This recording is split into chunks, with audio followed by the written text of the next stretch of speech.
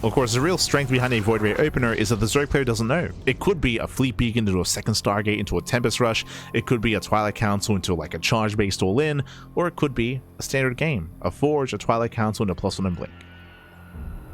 Could be standard, could not be. Regardless, it's harder to scout. But now Lambo joining back at home, saturating his bases. So far, so good. Oh, second Void Ray. Hello. You have my attention here. Making a second Void Ray here is much more peculiar. You only need one to hunt down Overlords. Getting a second one is a sign of things to come. Are we planning to go for a Fleet Beacon in the second Stargate? Are we planning to go into charge? There it is. +1 air attack. We're going for the Sky Toss. We're going for Sky Toss. We're going into the rush. Technically, as the Ling does... this looks like Warp Gate. True. We did skip Warp Gate earlier, so this actually doesn't really confirm. Seeing the Cybercore research like this is not confirmation. Second Stargate's on the way. Now, the question becomes, is this going to be the beginning here of a rush into Tempest or Carriers, or are we just going mass Void Ray into a ground army as well? Now, Lings they poke in. They don't really see anything yet. The additional Void Rays should be remaining hidden in the main. So far they are. Likewise, Lambo is joining, saturating once again, going for a Roach Horn into an Evo Chamber, into a lair as well. Taking his gases, building up into the mid-game. There's no major signs of aggression here. Lambo has already surpassed the drone count of the previous game. Remember, last game he caught workers at around 53. Here we're already at 67. So we're droning, saturating. Personally, I'm still waiting for either a Fleet Beacon or a Twilight Council. I'm waiting for one or the other. We're still just going mass Void. Oh my god, we're going we're going back to 2020. Ay. The COVID era of StarCraft. There are some dark and repressed memories there. There it is. There's that Fleet Beacon. Meanwhile, Lambo is going for the Spire. If you recall, we did bring this up last game when we saw the Roach Warren, talking about how Spire play and Muta play is something that you can get into post Roach Warren. We're seeing that here. I'm not saying that Lambo is aware of the attempted mass Void Ray, not at all, but he himself is just getting ready for Muta play, and he will have access to Corruptors. Now he knows. Yeah, now he sees, now he knows. Does spot the mass Void Ray. Fully aware. Winning Queens. And you can see here more Queens are being built, they're being produced. Queen production has begun, and Queen alongside Corruptors can hold their own against Void Rays. Corruptors by themselves, they just melt, they just evaporate. But alongside a support, alongside Transfuse, different story. Mothership is on the way. Rushing into the Mothership. Oh, actually no, we're committing to the Mutas, okay. We are committing. I'm curious if Lambo commits to hunting down these Voids, or if he just goes across the map with the Mutas and just hits the mineral lines. Like, we could just ignore this. Like, the Queens are holding their own. Yeah. Queens that hold their own. Lambo, he cuts workers at 70. Did lose a fourth expansion. That is true. But he commits. Voiders in position. Roaches are deflected. So far, nice deflection. Here we got Flux Veins on the way.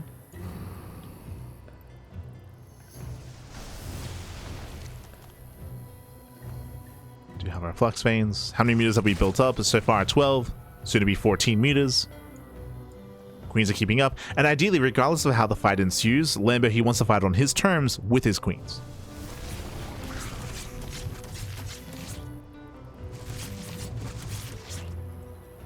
As another expansion is denied.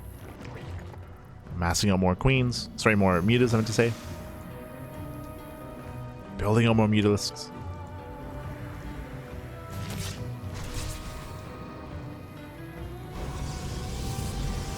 Carrier production has begun. We are trying to rush Carrier. This is where I become a little bit concerned here for the Mass Muta. Mass Muta, it's going to have like one big surprise factor. That is true, and can very quickly overwhelm.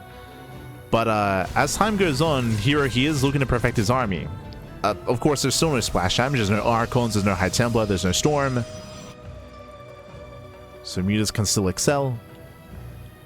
And they will hit the natural. Complete surprise, nothing in position. Yeah, there's nothing here. Nothing here. Getting up to 11 probes. Oh my god, so quickly. 12 probes go down, diving into the main base, going for the production. At the same time, the queens, they try to break forward. They distract the main army. Void Rays do respond. They're on their own. They're being focused down. Getting 1, 2, 3 Void Rays. Getting up to 3, getting up to 4. We could just get all 5. Massive pickles here. Carriers that will deflect. Queen's moving in. Cloak was already activated, so no more cloak. Oh, and this is going to be a one-way trip for the queens. I'm a little bit concerned. As the carriers, they're going to be responding. Queens are moving in. Mutas are being thrown away. And I don't think these queens can make it back home here. They have to make a stand. As we have how many carriers so far? 4. 4 carriers so far. Queens being focused down. Getting 1, 2, 3 queens. Does take down the mineral line at least. But we have to get out of here. Like, we gotta... So some hefty losses here to Lambo, losing the majority of the queens. That's what, 8 queens going down. And behind this, now we have the Corruptors on the way. So that was a big overextension here from Lambo. Catching out some of the workers was nice and all, but losing all those queens does hurt. You can see here Lambo's rebuilding those queens. Has to rebuild.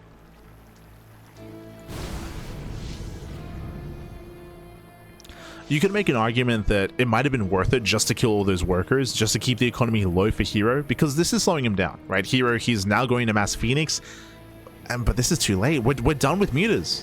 It's Corruptor time. It's time for the Corruptors. We're done with the mutas. So Hero's getting baited into Phoenixes. Whereas right now, Archons would be ideal, right? We need Archon, Storm.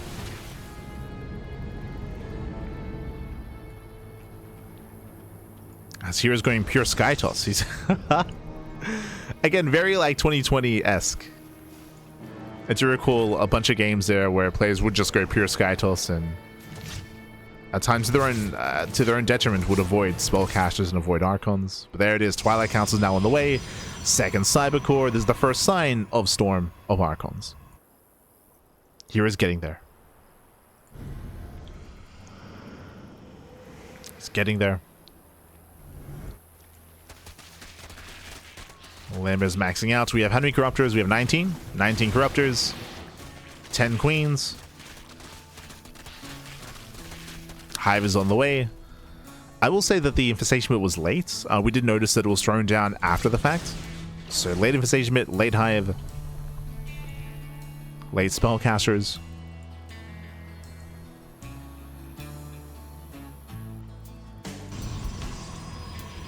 And Hero, he's turtling up very hard here. Cannons, shield batteries. Once again, the Natural's exposed. Still no stack defense here in the mineral line. Ay, ay, ay. The space is going to go down. Army has to respond. And we do pick up a couple of free Phoenixes. And pulls away, kill the expansion. Lings being deflected. Did notice Warp Gate finishing up, or on the way. But I don't believe there's a Templar Archives yet. Yeah, not yet for Hero. Bold position here, going for the Templar Archives. Bold position just because specifically this area is very vulnerable. There's a world where these Corruptors can go back in and they can potentially even snipe some of this tech. So very vulnerable tech structures. There we go. Hero, he starts throwing down cannons, aware, I'm sure, of just how vulnerable the tech is. Hero's maxing out. I would say these Phoenixes at this point are dead supply, and he does want to get rid of them. As there are 2 Mutalisks.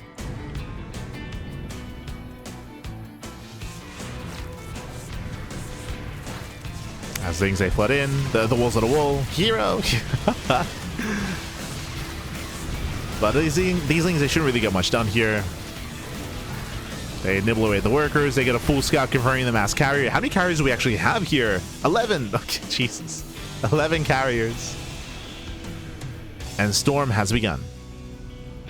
Now, we do not expect Hero to push until Storm finishes. So he's been defending and turtling up this entire game. Once Storm is done, and once we have some High Templar and some Archons, then Hero can push. Right? Then he'll be able to perfect his army. And here they come. High Templar now morphing in. This is where, there we go. This is where we need Lambo to set up his spore forest. So we have the spores being set up, but more bases being taken. Claiming more map control. Vipers, they move in, they get 1, 2 abductions, nice pickups. Yeah, Storm is not yet ready, so no punish. Getting a 3rd carrier, very nice.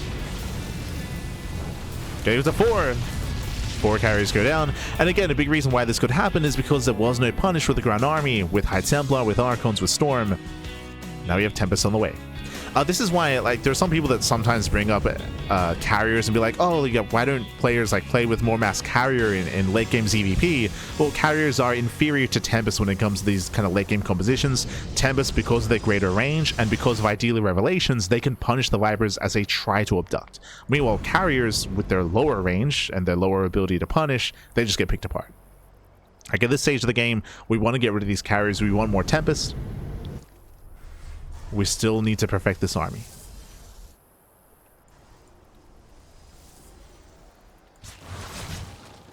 As the era of carrier has come and gone. Meanwhile, Ultra production has begun. So a nice addition here to the army for Lambo. When it comes to Ultra Tech and Ultra Play, the goal here is to force out Storms and to catch the High Templar. Bearing in mind that ideally the army here is going to be Tempest, Mothership, Archon, High Templar.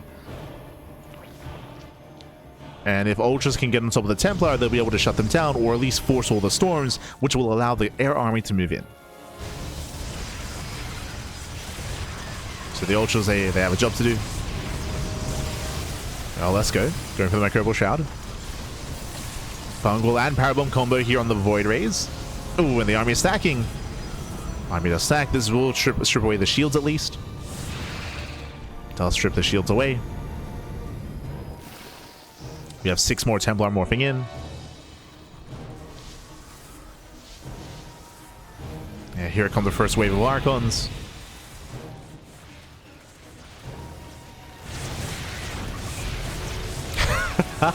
I love that Lamb is doing all this with just one Ultralisk.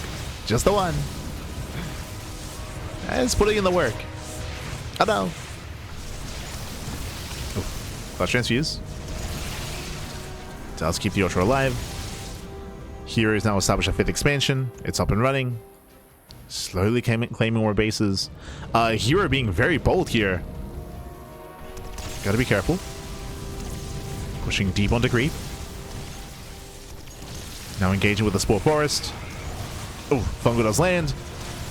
Looking down the army, and we tried to dive in. Nice Storms. Yeah, nice Storms. Nice feedbacks as well. Oh my god, massive Storms on the army. Corruptors to get zoned away. But do we have another Storm? Oh, we do. Yeah, another Storm zones. Queens are falling, but we're running out of support here. There's no more Storm. Yeah, no more Storm, no more Archons. We got to recall. We got to get the hell out of here. Yeah, there's no supportive army. Ultras did well. And Hero lost everything. Or he lost the majority of his forces. Hero losing 7 carriers. Losing all of his High Templar. You saw that as soon as the Templar and Archons went down, bam, we could just collapse in. And they could collapse in. And with that fight going awry, Hero's stuck at home. He's stuck at home, he has to rebuild his army, got more Void Rays on the way, Immortal production has begun, we knew there's Immortals for the Ultralisks. But I believe there's only one Robo. Yeah, only one Robo. The reality is that Hero doesn't have the bank to sustain this. You can see that Hero, he has no gas bank. He has no gas. So these have been some expensive losses. You can see Hero warping in Zealots. The SOOP is lying. The supply, I mean. Corruptors, they dive in. Nice snipe. We do tank a lot of Storms, though. That's a lot of Storms on the Corruptors. Mothership did go down. Maybe we gotta calm down with these spores. We don't really have the supportive army for it. Nice Zealot run by. Let's also catch out 6 more workers. Distracting Lambo.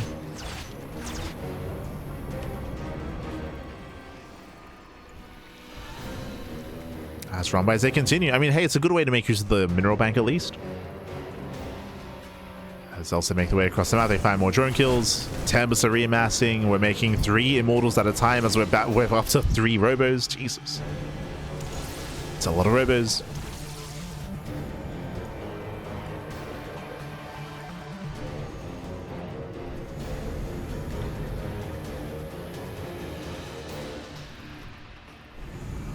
But for the most part, Lambo should be okay here. Again, Lambo, he's built up his ultra count, he's built up his bank as well. 8,000 minerals, 5,000 gas. With Hero pushing onto creep and pushing forward here, it's going to be so difficult to gain ground as Lambo can afford to rebuild and remax. Hero, he has to hope that he's able to dominate a fight, then push forward, then knock down bases. Like, yes, he has to take advantage of that window of that timing after taking a very strong fight. It's only if he can take it, though. Otherwise, Lambo, he can remax. Oh, that's a kill, not a cancel.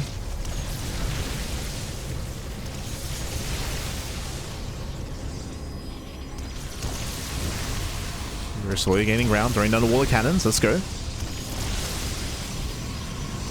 And he's setting up here in the center of the map, claiming the high yield gas base as well. I would say this is a little bit on Lambo. Ideally, this base would have been taken earlier, and Lambo could have taken some resources away from Hero. Oh. So we land a couple of feedbacks. Yeah, massive storm. The fumble, though. Yeah, it does land the fumble. The Ultras are going to be moving in. Trying to get into the High Templar. Storms, they do graze the army. We collapse you on top of the Tempest, and Tempest are going to be going down. Yeah, massive pickups, and with that Lambo, he does it. Crushes the main army. Tempest go down, and Hero cannot keep up. Not like this. Yeah, hands off the keyboard. Ay, ay, ay. And GG gets called. Lambo, he will claim the series 3-0. GG. Oh no, I want to show Lambo for a little bit. GG. GG, well, he's so happy. Kappa. GG, well played. Lambo does claim the series. Speaking a little bit about that last game here, bearing in mind that, once again, this is something that we have been seeing quite a lot of in the PTR, and this is more hyper-defensive play. We've been vocal about it. If you haven't tuned into our discussions on the PTR, you may not be familiar. But due to the changes to Protoss in the PTR, it has made Protoss players be more defensive. It has made them be less aggressive. The reasoning for this is because the commitment into a gateway composition is now greater. It takes more resources. So we've been seeing a lot of this from players like Hero, MaxPax as well, experimenting with the idea of being hyper defensive and getting into Sky Toss and trying to turtle up. But as we saw here, Lambo, he was already set up with the Spire. He dealt a lot of damage early on. It took a really long time for Hero to really get the ball going, and even then he was stuck with, I'm still against the idea, and I should have vocalized this a little bit more at the time, about going into 11 plus carriers. Like, it was a heavy carrier count. As he mentioned, carriers don't really scale too well into a longer game, so here he was stuck maxed out with mass carrier. He had to lose that army, rebuild, refine his army as well, but he had to do that so often. Meanwhile, Lambo was able to build up that massive bank, and there was nothing to really stop him. We had some really nice Zealot run-bys, of course, credit where credit is due. Really nice Zealot run-bys at a Hero to get some economic damage, but by then Lambo, he already had 8,000 minerals in the bank, right? He could afford those losses at that time. It was a little too late to deal that economic damage. And with that GG, well played. With that, Lambo, he will claim the series. He will advance on in the brackets, and let's catch up. Let's catch up with the bracket. Let's figure out where we are and where we are headed. Let's go. Let us go. So as you can see here, Lambo, he does advance on to face off against the winner of Solar and Clem in the next round in the semifinals. Likewise, in the upper portion of the bracket, we do have Maru, ShoWTimE, Classic, and Reynor looking to face off as well. Every series will be casted. Bear that in mind. We'll be covering all the series, covering all the matches. And again, Lambo, he is done for the day. Bearing in mind, this is a 2-day event, so we just covered day one. Sorry, we're covering day one here, which is the quarterfinals. Tomorrow will be the semis and grand finals thereafter. For now, we're going to be going on a short break. Videos are underway, and we'll soon be back with our next matchup. We'll soon be back with our next series. We'll see you soon after that break. See you soon. Bye. See you soon.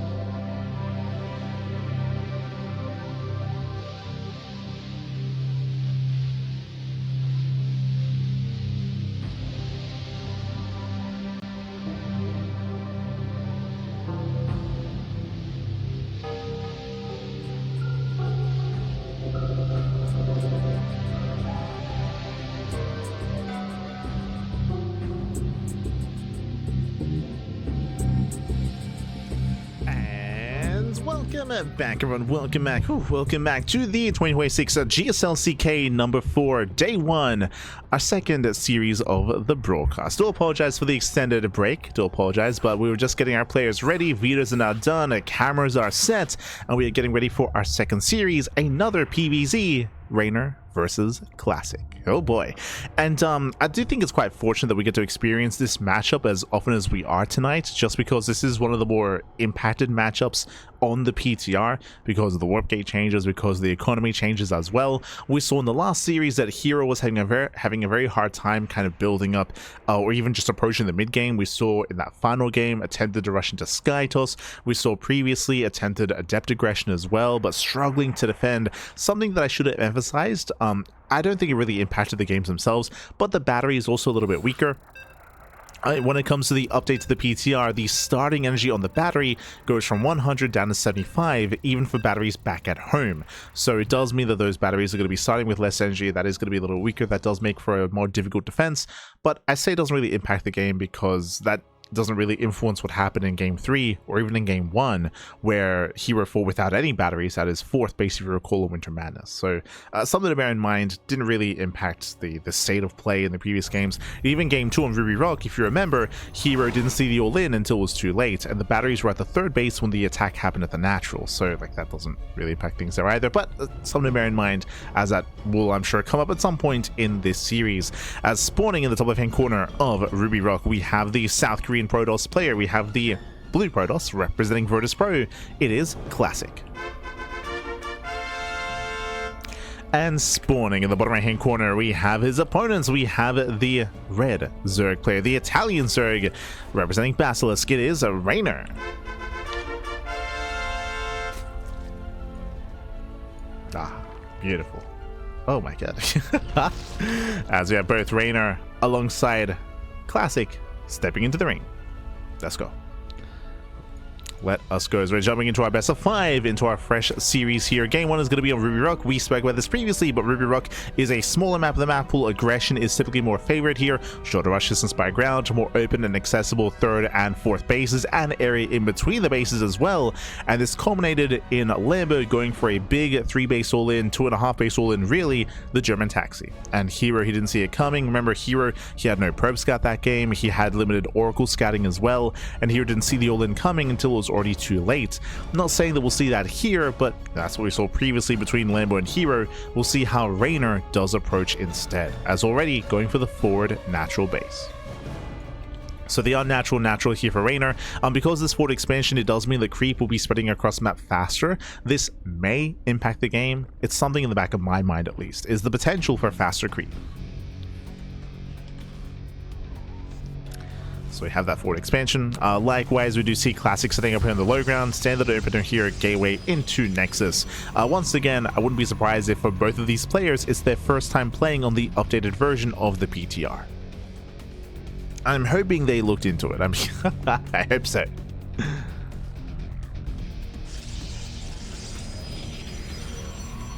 Has now gate expanded to Cybercore, standard opener out of Classic. Likewise, Reynor settling in as well. Nothing crazy, nothing wild. We're really going to be looking at the gases to see if Reynor stays in, if he pulls out, what tech we get into, whether we open up into an early Evo chamber, early Roach Warren, early Lair instead. Likewise, we'll keep an eye on Classic, on his pylon placement, and on his tech of choice, whether it's going to be Stargate or whether it's going to be Twilight Council or even Robo. As I mentioned previously, we have been seeing some of the Protoss players experiment a little bit with robo-heavy play.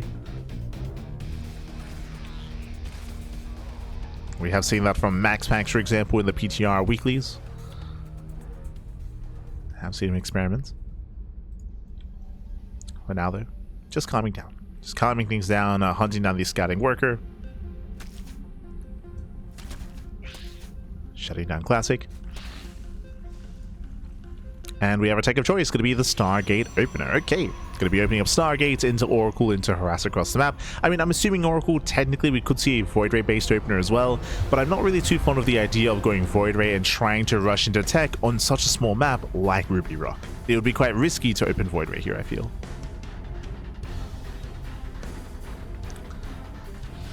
Bring that up just because we did already see some Void Ray play earlier in the broadcast.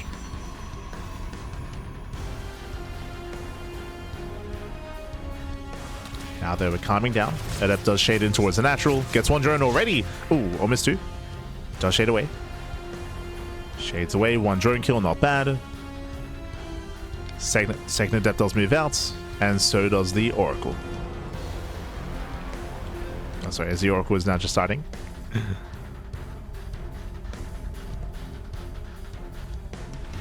I'm used to this being lined up.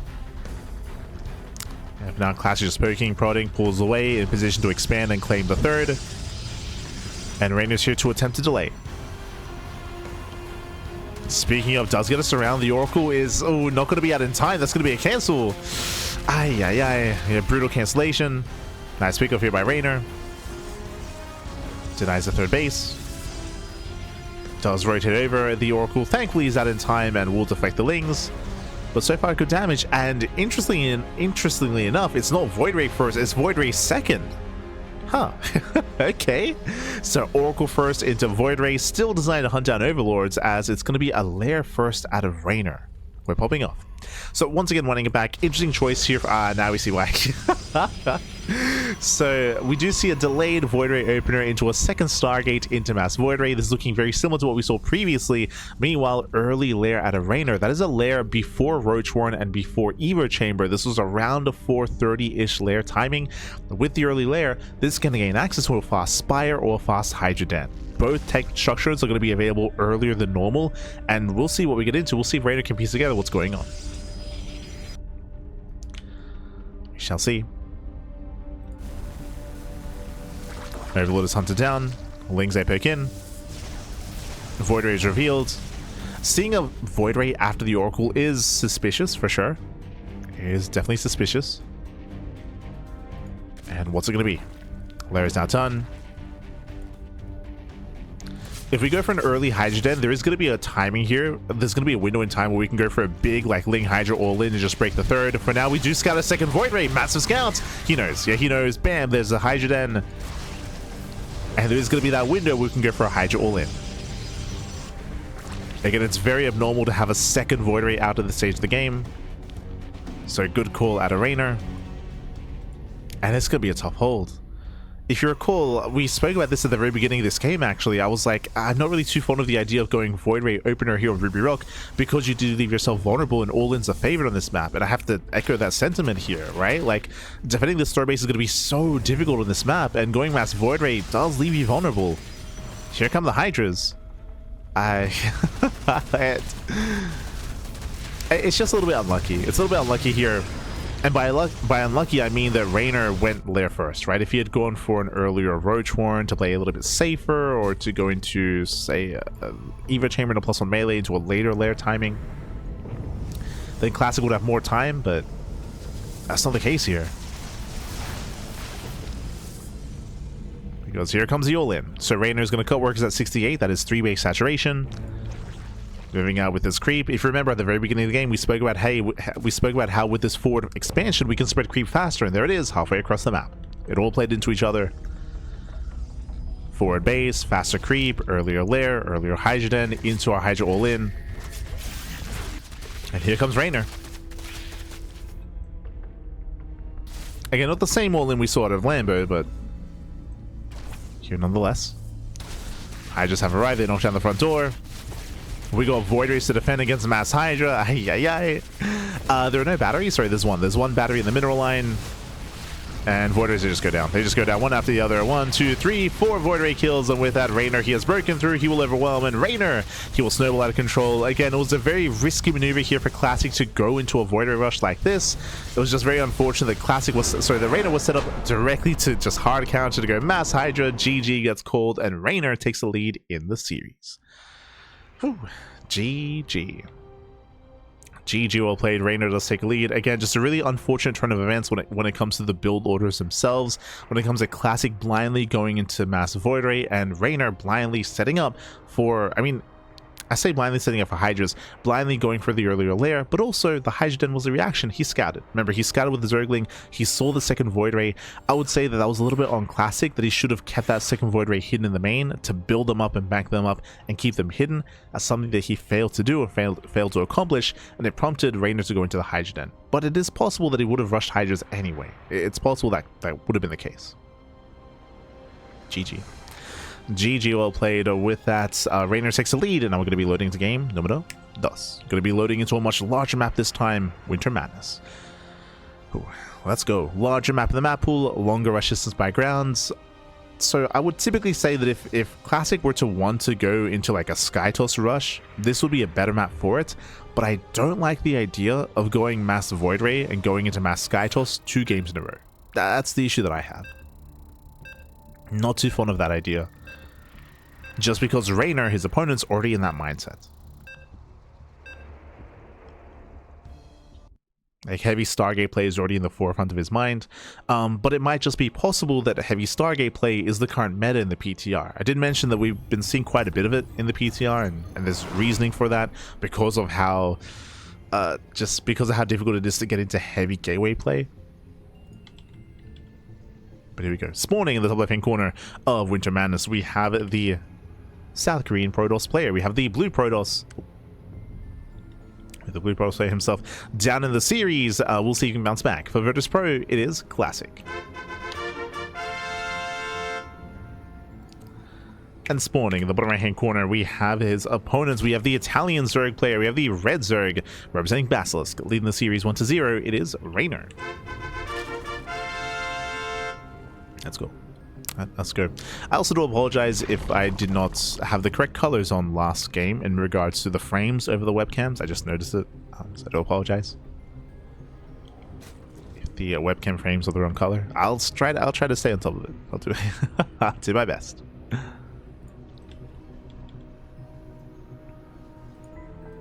we go. Welcome one and all. Again, Winter Madness, as we mentioned before, is a larger map of the map pool, longer rush distance by ground, a much more defendable natural, more defendable third base, more defendable fourth base as well. Defensive rotations in between these expansions is much easier. Likewise, we have choke points moving into them as well, so as a result, you do have a greater defensive advantage, and we often do see longer games. In saying that, Hero did struggle against a 4-base all-in on this map, if you recall. Lambo, he lost a bunch of workers, he committed on Lair Tech, and went pure Ling main Hydra, and Hero had a hard time defending. But if you remember, Hero also had zero-site defense at his 4th base, and he was cornered at his 4th as well, whereas we could have seen a stronger defense at his 3rd. So there are other factors that did kind of influence that game. But just because the map is larger doesn't mean you can't be aggressive on the map, for sure. Oh, hello. Hatch, Jesus. Typer agreed. Going hatch before pool. Okay, Reynor being very greedy here, going for a delayed pool. Delayed gas guys are in favor of Hyper agreed, and we'll see if we can get away with it. Now, typically, when you cut corners like this, because your gas income is going to be so delayed, it is not uncommon to see Zerg players skip Ling speed and actually spend their gas elsewhere and maybe even be a little bit greedier. We'll keep an eye on Reynor. We'll see if he goes for Ling speed or if he goes for something else more sinister here. But regardless, very greedy play out of Reynor, for sure. For sure. Bearing in mind as well that I believe this should be eating into the queen production, as the pool is going to be done, but I believe the second queen should be delayed. Yeah. So there we go. We only have 1 queen being produced instead of 2. So technically, in the early game, we have a lower queen count to defend, and that might be impactful. But we can see that Classic is just playing standard. Just gate expanded to Cyber Core. Zealot first as well, just to be even safer. Oh, 0 Probe Scout out of Classic, actually. True. So if you remember, there was that one game where Hero didn't Probe Scout as well. It was game 2 against Lambo, if you recall. And I should also emphasize that Probe Scouting is a little bit more difficult to actually difficult. It does impact your economy even more so than previously because you start with so few workers. So there is rationale and a reason why there is no Probe Scout in that one game from Hero, and even here from Classic as well, where he wants to cut some corners, he wants to be a little bit greedier here. The downside though is that Classic fails to see how greedy Reynor is, how many corners are being cut, and the potential punishment of Reynor as well. Classic's just playing blind, and Reynor gets away with it unscouted.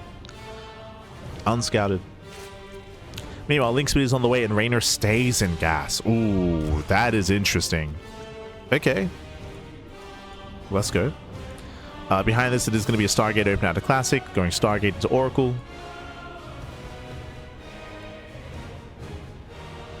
So Classic will claim his 3rd. And this time Classic will be allowed to expand. If you recall, last game he was forced to cancel. But Reynor, he's just really droning. Really droning, saturating, making a handful of safety Zerglings before building up.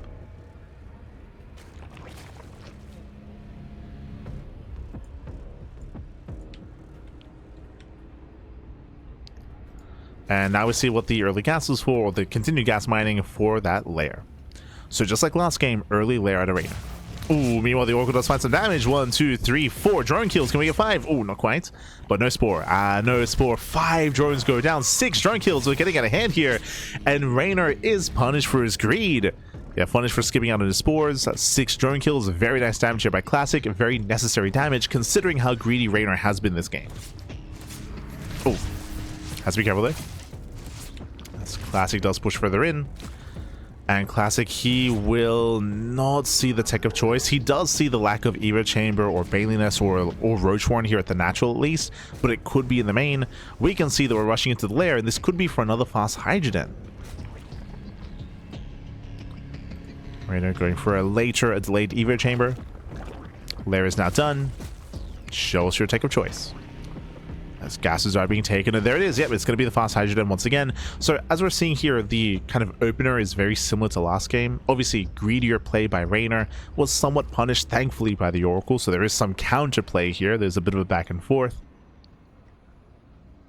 But because of the early lair, because of the early Hydrogen, we're going to get early upgrades, and the Hydras are going to be coming online much faster here.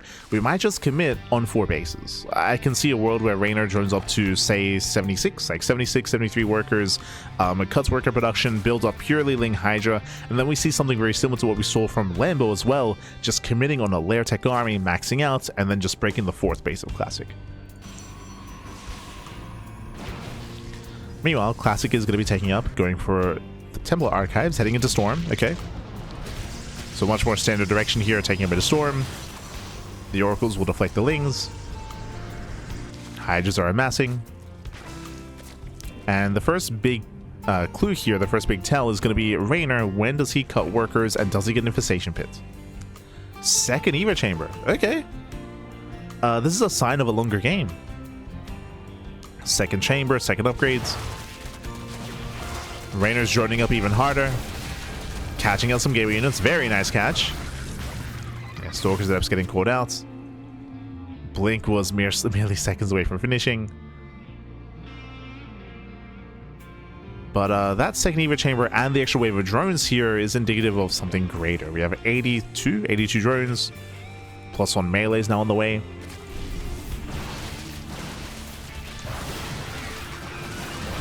Things are deflected. Classic gaining some ground, forcing an army. He's forcing a response. 10 Hydras on the way.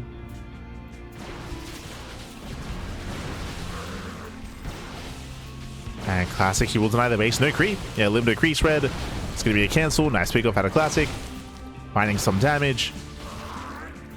Even supply blocking Reynor. Ooh, big supply block. Forcing out 5 Overlords. Very nice. But as he's being active, he's forced back home. He's forced back home. A better Ling run by here by Reynor. Canceling the 4th base and forcing everything to turn back around. It all turns around. Ay, ay, ay. Without Reynor, he's amassing. And on the one hand, yes, Reynor, he is getting better upgrades here, working on +2. But I still don't see any further tech. I still don't see an Infestation bits. I don't see a Bailiness either. It's just still pure Ling Hydra. And Reynor's about to max. He's about to max out, and soon he can push out. And I'll be honest, it's going to be very difficult here for Classic to maintain that 4th base. It's going to be a tough hold. But no, Reynor throws down the pit. Throws down the pit, ready for Hive. Half the army gets caught out. Oh, who catches who though? Storm is not ready. Yeah, Storm is not yet ready. Reynor shaving off some zealots at the same time. Reynor comes in for the counterattack, coming from behind. Catching out one of the Oracles, and the base is going to be cancelled for a second time. Ay, ay, ay. And Classy just cannot expand. Storm now comes in, but he's just being torn apart. He cannot keep up. Not like this. 11 probes going down. Hydras, they move in once again, catching up more gateway units, more stalkers, more zealots. Nice storming on the Hydras though. Oh my god.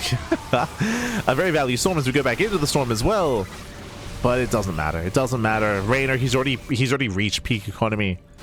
82 drones. Reynor still out of control. He does bust on in. 19 probe kills, still not yet done. Links into the main. And again, Classy just cannot keep up. Now, what's important about this game compared to what we expect in the live game, the build and the direction of the players was what we expect, of course, but something that was very different here, which I guess we'll get into after this as we surround the Stalker. Stalker's going to be shut down, and from here we just snowball out of control. We snowball out of control, break through the Mortal, break through the Stalkers, the Oracle goes down, and with that there is nothing left. We have 1 Archon, 0 Archons. Warpin will finish. But this is all that Classic has left. So comparing this to the live version of the game is because GG gets called. Reynor, he will take a 2-0 lead in the series. GG.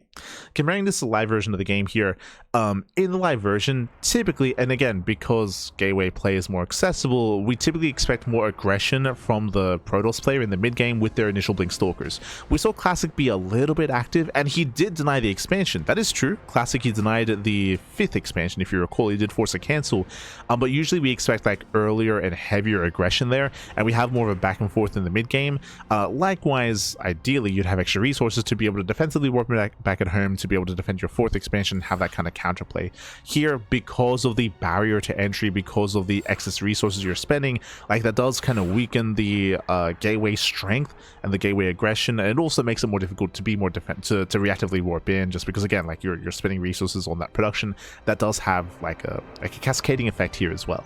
I'm not necessarily saying that that's kind of what this led into, but it did allow, or it did mean that Classic just had less of a presence in this game, less of a presence in the mid game, harder time keeping up with the aggression, with the counterattacks, with run bys, and in the end, GG well played. Reynor, he was able to shut down the aggression, force the get the counterattack going, force the army back home, maintain map control, and again reach that peak economy. GG well played. And now we're getting into game number 3. Reynor, he's leading the series 2-0, and we'll see how Classic will approach game 3 as we load into Tourmaline. Tourmaline, a much smaller map of the map pool, very short rushes by ground, aggression is heavily favored here, and we're expecting something different out of Classic. From both players, actually. We're expecting something more aggressive. We'll get into it.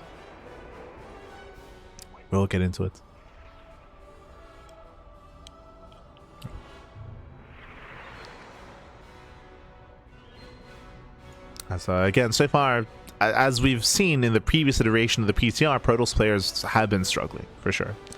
It doesn't help that we have the economy changes and the warp gate changes and other changes on top of that as well, like the shield battery change, the warp-in mechanic change.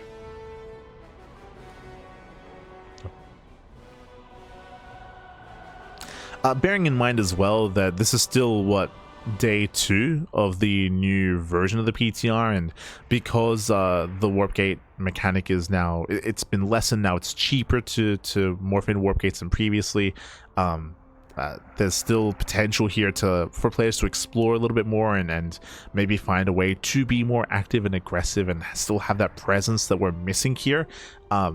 It's hard to say.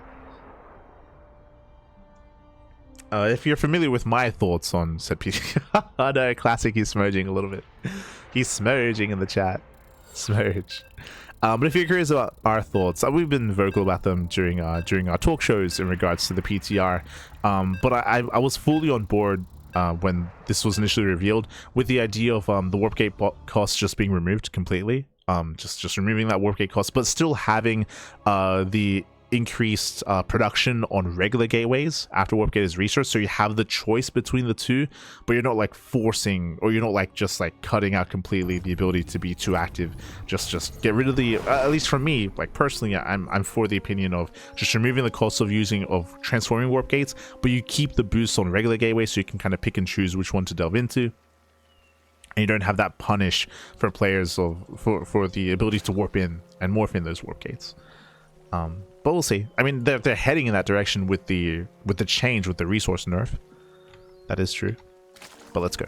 Let's go. Spawning in the top right-hand corner of Tourmaline, we have the Italian Zerg player. We have the red Zerg leading the series 2-0. 2-0 representing Basilisk. It is Reynor. Hold on. There you go. And spawning in the bottom left-hand corner, we have the blue Protoss player. We have the South Korean Protoss representing Virtus Pro. It is Classic. Here we go.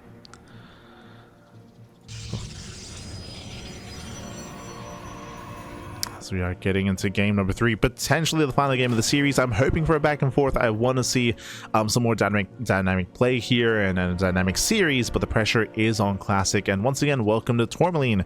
Tourmaline is a very small map with a map pool, short rush distance by ground. Aggression is heavily favored here. Unlike on other maps, the attack path from natural to natural is just one straight line. There's no high ground, no low ground, no points of elevation. The one thing that can keep you at bay is this tall grass. There's tall grass in the center, so you can get like the first volley off if you have map control. You can also scout as well, but outside of that, it's just very direct. And on top of that, it's a very open area outside of the natural. Very open here outside of the natural.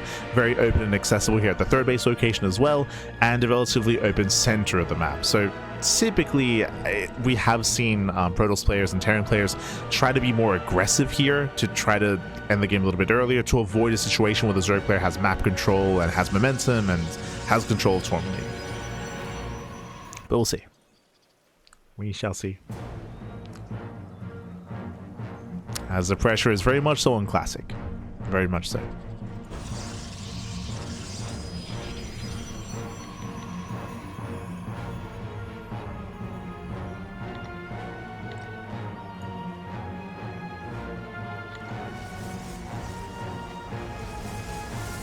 I think I had colors wrong last game. I think, maybe. I don't know. I was so engrossed, Pappy. I was so engrossed. My apologies.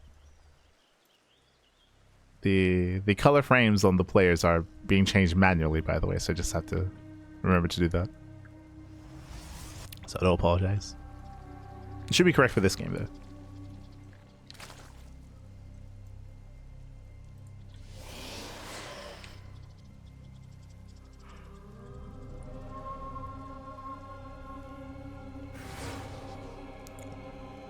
Now we're calming down. We do have our initial openers here. So far, Reynor does go hatch gas pool. He pulls out a gas. There's no crazy, like, fast third expansion this time before spawning pool. There's no hypergree that we saw in Winter Madness.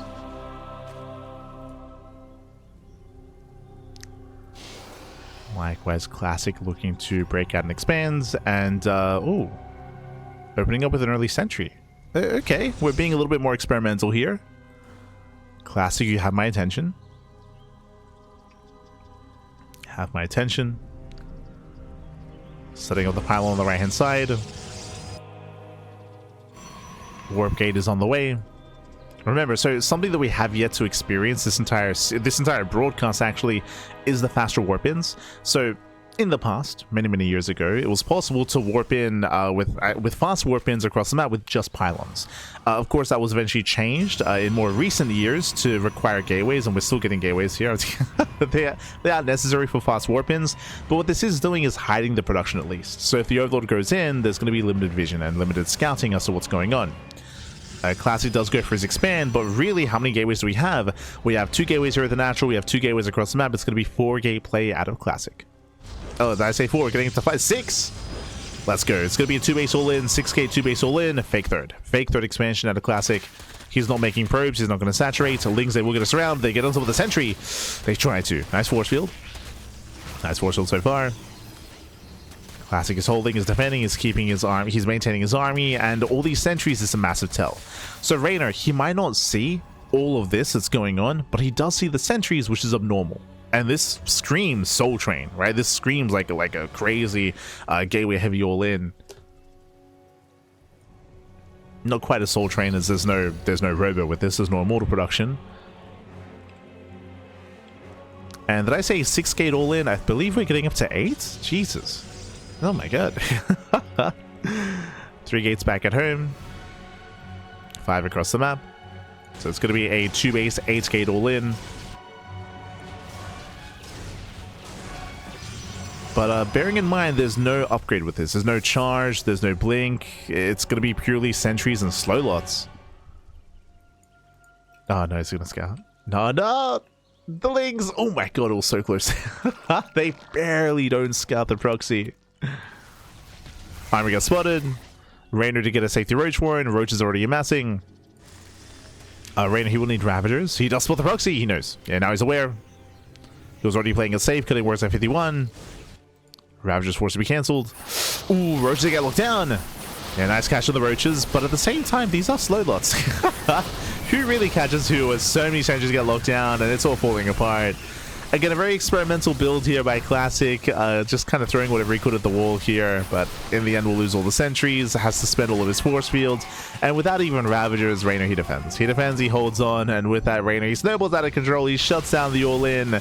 Again, 2 base AK all-in with a fake third, but purely vanilla gateway units, no charge, no blink. Get very experimental, and this can work if Reynor was droning and not getting a Roach Warren. But he played it safe. Why did he play it safe? He saw the sentries, right? He saw the sentries early on, which is very abnormal. That prompted Reynor to get a Roach Warren and to be ready. GG gets called, and with that, Reynor, he will claim the series. Ah, look at him go. He's so happy. He will claim the series 3-0. GG. GG, well played. There it is.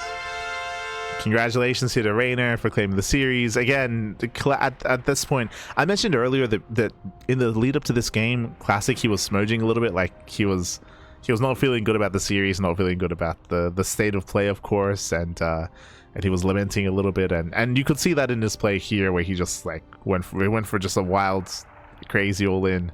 It just kind of fell apart, and I think Reynor, like, he's aware of that as always. Yeah, it's just at this point, like, Classic, he was a little bit checked out. GG, well played. With that, congratulations, Reynor. He will claim the series and he will advance on into the next round. And let's catch up on that bracket. Let's go. Exclamation mark. Oh, there's no commands in the chat, unfortunately, but here we go. Let's just have a look ourselves together. We are halfway through the broadcast. Lambo took down Hero 3-0. Reynor takes down that Classic 3-0 as well. And now we have 2 matchups left. We have Maru versus ShoWTimE and Clem versus Solar. We're done with the ZVPs, and now we're going to be embracing a ZVT and TVP. We're going to be going on a short break. When we come back, we will have one of said matchups. I'm not entirely certain as to which one is up next. Videos will soon be underway. Looks like it's going to be the Maru series. Okay, so Maru versus ShoWTimE will be up next. Protoss versus Terran. We'll see you soon after the break. Hoping for more of a back and forth. Again, ZVP, I'll be frank, ZVP is a matchup that has been having some issues when it comes to the PTR. What's important, though, is that, again, we're testing said matchups, we're testing said games. We just had an update yesterday when it comes to the PTR, and I mean, this is what testing is for, right? To see like what's currently happening with the meta that's unfolding in the PTR, what is working, what is not working, and ideally trying to find solutions or trying to propose or even have feedback and maybe even propose changes and maybe have that influence the next iteration of the PTR as well. So again, it's tournaments like this that allow us to actually embrace that. They'll allow us to explore the PTR and see kind of what's currently happening and what we like, what we don't like, and what we can potentially change moving forward coming into the live version of the game. I think what's important here is to ideally be a little bit more hopeful that, of course, you know, that these games are being taken into consideration and they're all being watched, and ideally we have more iteration upon said PTR. We've had update 2. Do we get an update 3 later on down the line? We'll see. For now, though, we'll soon jump into Maru vs. ShoWTimE. We'll see you soon after the break. See you soon.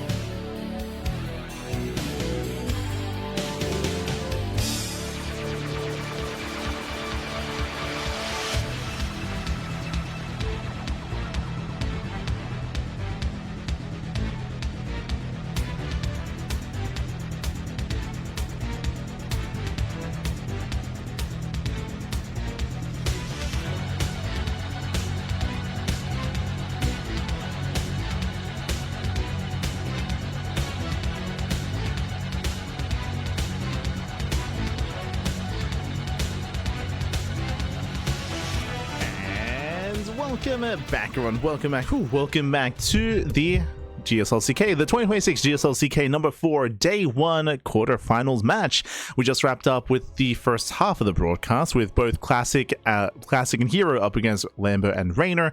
Now we're here with the second half of the broadcast. We're done with the ZVPs. Now we can jump into our TVPs, Maru versus ShoWTimE. Let's go. Let us go. As spawning in the bottom left-hand corner of Tourmaline, we have the German Protoss player. We have the red Protoss representing himself. It is ShoWTimE. Hold on. Bam. Beautiful. Is he playing with his eyes closed? The hell? Oh my god. As it looks like we have a bit of a pause here. Hopefully everything is okay. But more than happy to wait for our players to come back to us. Again, you know, hopefully nothing crazy, hopefully nothing too wild. Oh, there we go. Okay, we're good. We are good to go. Yo, shout out to the tuna. That's Ryung. Game resumed. The tuna Terran. Yeah, the Ryung drop. Happy the Ryung drop.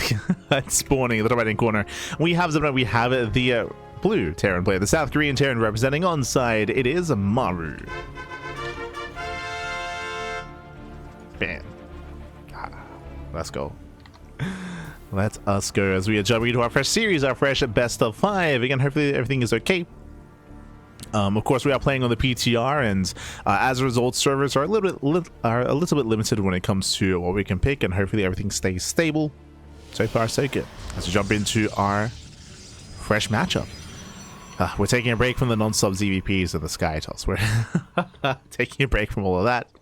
For now, though, welcome one and all to Tourmaline. Tourmaline, as I mentioned previously, is a smaller map of the map pool, shorter resistance by ground. Aggression is heavily favored, and we are expecting aggression typically from Terran players in this matchup, especially from Maru. Maru, he's a hyper-aggressive player. We expect 2 base all-ins, pull the boys, more often than not in this matchup.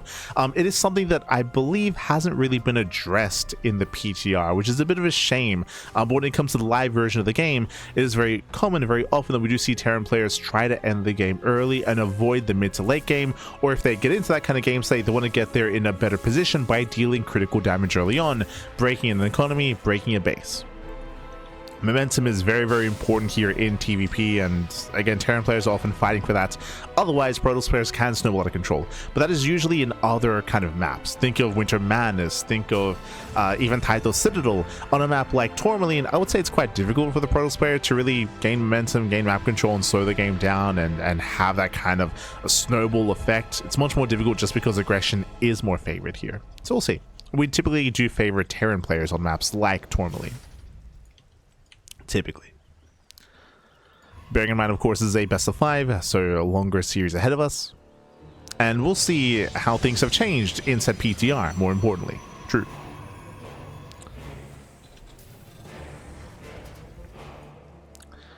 Now, of course, we are going to be opening up.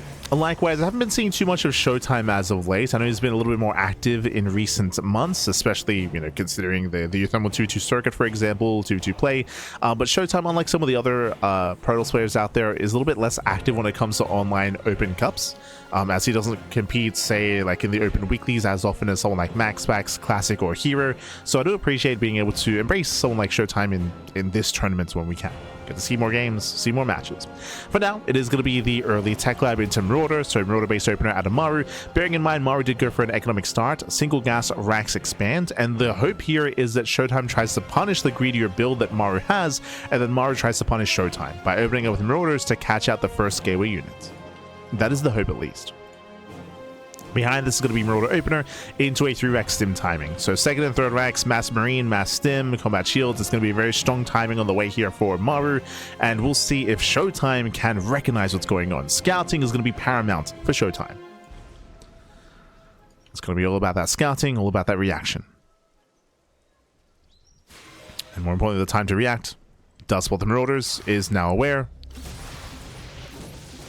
And the Adepts will commit to the shade, bearing in mind that it is not uncommon to open up Marauder and then behind this go, say, 3 CC 3 racks or go into a 1-1-1. Just because it is going to be Marauder opener does not mean it has to be a 3 racks. So ShoWTimE is yet to confirm. But now Marauders, they commit. ShoWTimE is racing back to defend. And we will end up catching that Adept. Oh, barely not. It really does. One more volley. Adept goes down. Nice pickup. Very nice pickup here by Maru. Does catch the first adept. Now going for the second. Ooh, second adept goes down before getting within range of the battery here. Ay. Some rough losses for ShoWTimE. Bearing in mind that those adepts, that typically will provide scouting information to get across the map to shade past the army as well. And ShoWTimE is still playing blind. He's still blind. How many gateways do we have? 2. So 2 gate blink into a third. Very greedy build here by ShoWTimE. Going for a faster third base, staying on a lower gateway count. Likewise, did at least go for the robot before expanding, so it's a little bit safer in that respect, but still won't have much to work with. Is still hyperfixating on his third, whereas Maru's building up. And Maru, he's massing up. Stim is almost done. Combat shields just now began. And soon Maru, he will pull the trigger.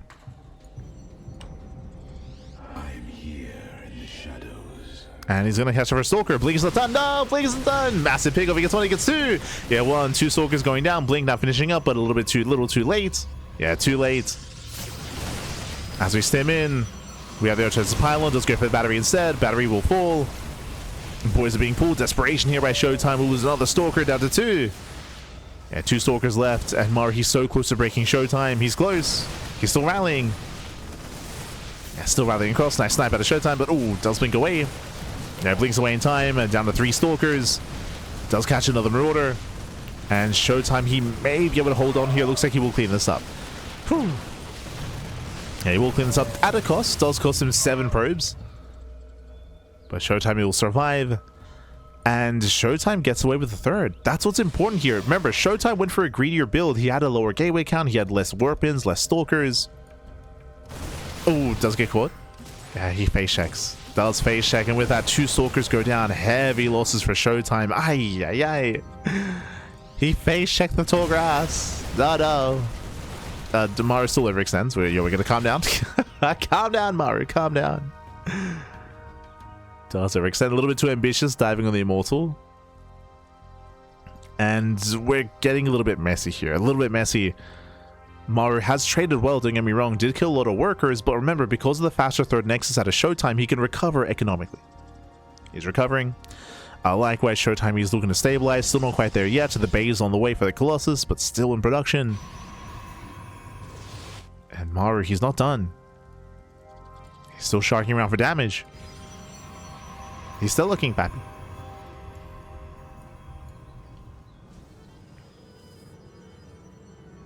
So of course, I'll spot this. The battery is still not yet done. Does him in, does go for the dive, and he will get the Immortal. Massive pickup. Yeah, Immortal goes down. We do need extra Stalkers. Battery's now done, but the Stalkers are so low. Yeah, they're so low. 1, 2, 3 Stalkers go down. And with that, ShoWTimE barely doesn't have enough. It was close. It was so close, but barely not enough to defend. I still bleed out a couple of workers. Ooh, rough move command. Yeah, rough move command towards the end. And the biggest issue here is that ShoWTimE, technically he survives. That's true, but it costs him the army every time. Every single time. Like, ShoWTimE's army is not really disposable, not the same way that a Terran army is. Every defense is costing him Stalkers, costing him Immortals, costing him gas-intensive units. And Maru, he's not stopping. He just keeps rallying across the map, and over time, he's whittling away at the defenses of ShoWTimE. The defenses are getting weaker and weaker over time.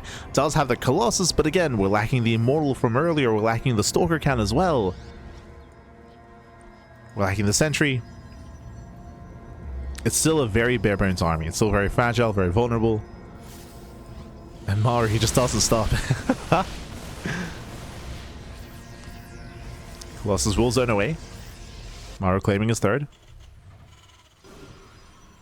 Claiming his third expansion, rallying on the right hand side.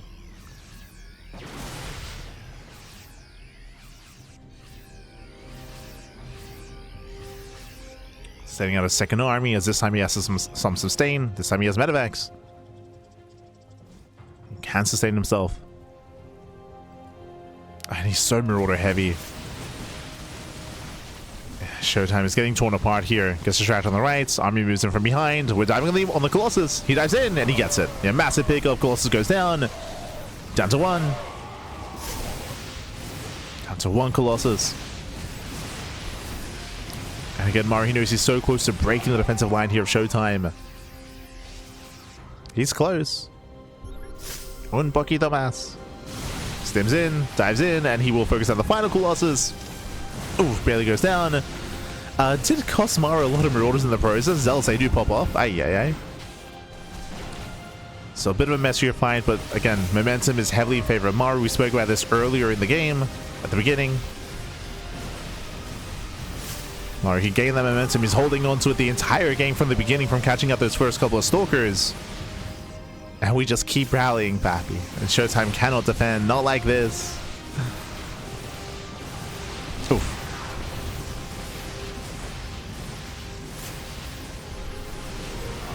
As again, earlier on, it did feel like it was a very close hold. Like it felt like it was on a knife's edge. But again, barely not in favor of ShoWTimE. And with that, it just snowballs out of control. Every Zealot goes down. The Colossus. Ooh, down to one Stalker. Battery's out of energy. And with that, Maru, he does overwhelm. Takes down the final Stalker. GG gets called. And Maru, he will take game number 1. GG. Whew. GG, well played. Ah, look at that. He's so elated, Bap. He's so elated. But Maru, he does take a lead in the series as we get into game number 2. Winding it back here, again, it was a very shaky early game from ShoWTimE. I was very impressed that he survived the initial wave, by the way. I'm referring to the initial 3x sim timing. Just considering that ShoWTimE was working with very incomplete information. And remember, ShoWTimE was being greedy. ShoWTimE went 2-gate blink into a third base, so he was going for a greedier build on Tourmaline as well. I should emphasize the fact that this map does favor aggression even more so than others. So reinforcements, they arrive across the map faster than any other map in the map pool except for 10,000 feet. That's the other one. Like 10,000 feet does have a shorter rush distance, but outside of that, Tourmaline, you don't get shorter than that. So again, aggression is even more favored. Reinforcements arrive faster. The pressure is that much harder. So for ShoWTimE to survive was impressive, but he was, again, treading water more than anything. He was treading water. He wasn't really able to stabilize. Not after the first couple of losses. And with that, GG. With that, GG well played. With that, Maru does claim a lead in the series as we lead into game number 2. Let's go. Gonna be loading into Winter Madness.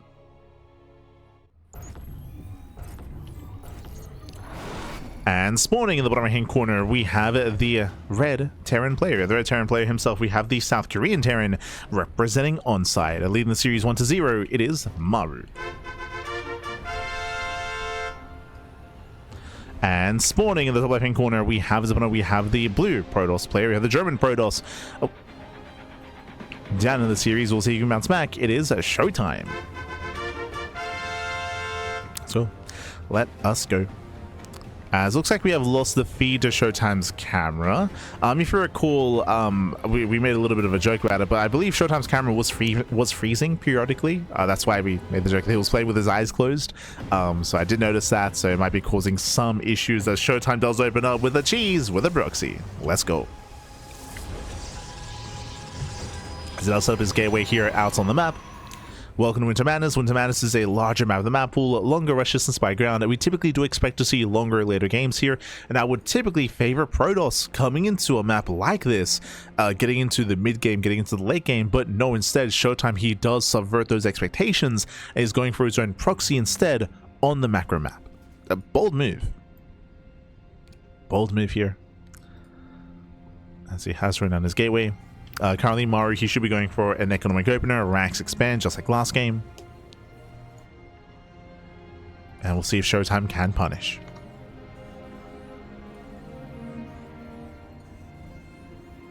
Let's go.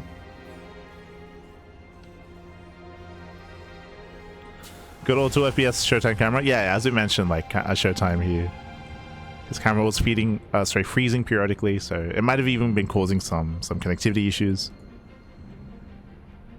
So we have lost the feed. And let's go. Proxy cybercores. Okay. As we're calling out those zealots, cybercores on the way to be able to reinforce, to commit. Bearing in mind that Maru, he is not SCV scouted, it is not uncommon, especially on larger maps, for Terran players to just avoid the SCV scouts. So Maru has no idea. Not yet. And ShoWTimE confirms the economic opener. Does confirm.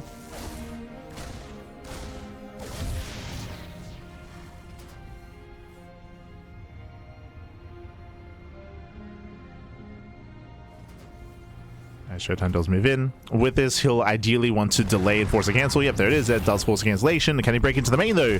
Can he break down that front door? Instant bunker here by Maru. SAV should be focused down. A bunker should be denied, at least for now. And more boys are being pulled. More boys are being pulled. And can we finish that bunker? So far, mass repairing. They keep that wall up. Reaper, ooh, does go down. Massive pickup. Takes down the Reaper and it can now focus on the Marines. Meanwhile, that bunker's halfway done. Uh-oh. Yeah, bunker's halfway done, and it will finish. Yeah, the bunker will complete. With that bunker finishing, oh, we do still have one Marine, though. Down to one Marine. Not much DPS. Down to one. Nice focus firing out of ShoWTimE, but the bunker is now complete. So 2 Marines do fill it up, and with that, Maru holds. Or he does hold. He was forced to cancel, and he has to rebuild here in his main, but this was a very committed build here by ShoWTimE, proxying his cyber core as well. ShoWTimE does want to expand, but again, we'll lose a lot of tech when Maru breaks out. Oh, that's interesting, as Maru is going for a second racks, not a factory. Okay. In my mind, I would have assumed factory into Cyclone, as we're even going for the early eBay as well. Have my attention. Which is 3 maxing, okay. Okay, why not? But que no los dos. We're going for an early stim timing here at Maru, 2 games in a row. In a different way, of course. As Maru is going to be delayed, but with that early, yeah, with that early eBay, early +1. Very early upgrade here. This should be lined up with stim, with the eventual move out on 2 bases. So Maru thinking much further ahead here.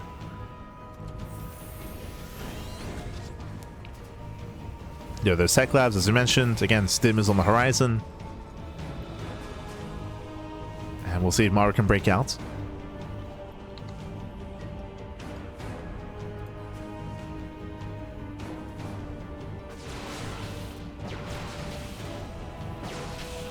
Catching with the chat.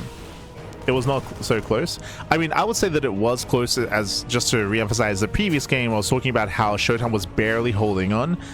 Not trying to say that he was almost winning, but he was hanging in there. Treading water is the phrase that we used. Was treading water. Surviving, baby, surviving.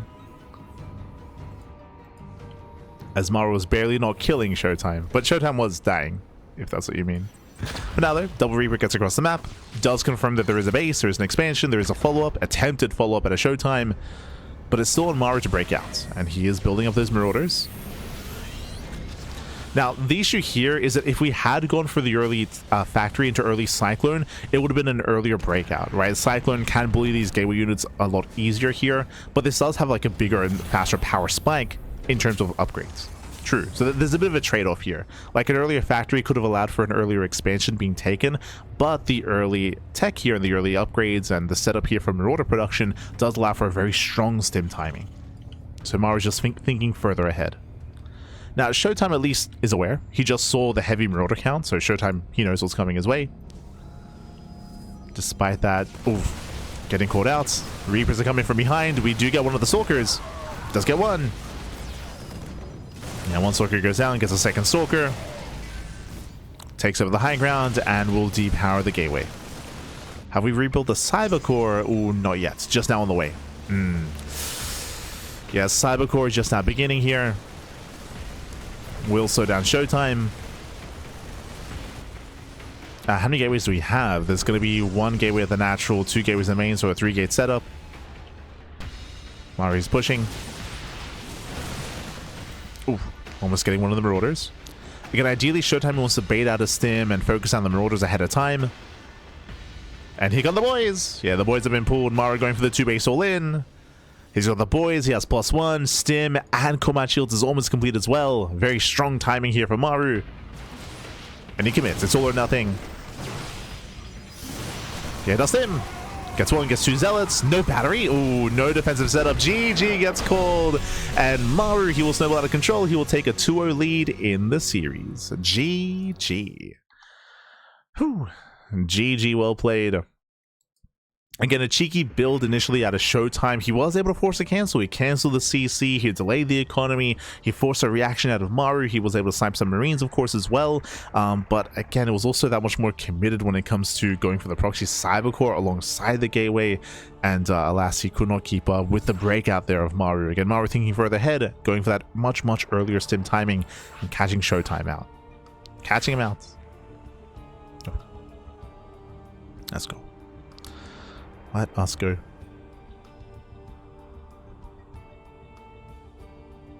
But yeah, it was just a really brutal defensive setup there from ShoWTimE. Winding it back again, ShoWTimE didn't have any batteries on the high ground, of course. He had limited warp-ins. Because he lost the cybercore, he couldn't actually warp in any defensive stalkers throughout the later part of that game. He could only warp in zealots, so again, just a weaker setup there. He wasn't really set up to sustain that loss of losing that cybercore. If it was hidden and put off towards the side, then maybe he could get away with having it proxied and still maintaining himself after the fact, but again, got shut down, couldn't reinforce, it all just fell apart. GG well played. Not saying that if we had kept the cybercore alive and had extra warp-ins, that would have meant a defense out of ShoWTimE, but would have been a stronger defense nonetheless, and maybe there would have been a world where he could have held on, pulled the boys, and made a stand. GG well played. With that, we're going to be loading into game 2, going to be loading into White Rabbit. Let's go. Once again, a bit of a larger map in the map pool. There's a lot to get into in regards to this map. Let's go.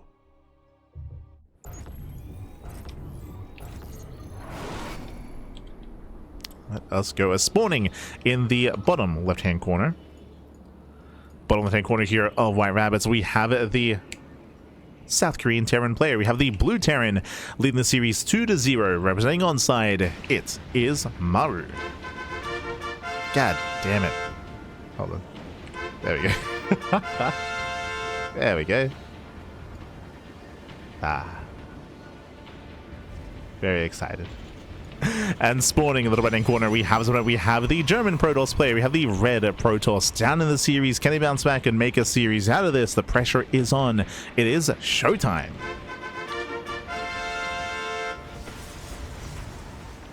Oh, we're locked in, Pappy. But again, having some internet issues, as you can see here. Moving at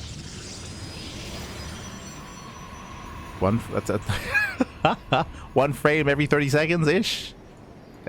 Let's go. Let us go as we are settling into game number 3 here. Welcome to White Rabbits. White Rabbits is, again, a bit of a larger map, longer rush distance by ground.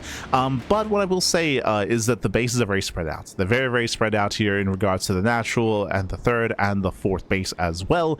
As a result, getting into a longer game, it can be quite difficult to maintain a higher base count. But I'll be honest, we do not expect a long game. Right, so far we've had some very short games here. Game 1 we had Maru commit here with the 3x stim timing on Tourmaline. Game 2 we saw ShoWTimE pop off with the initial proxy gateway and then punished by the 2-base all-in from Maru.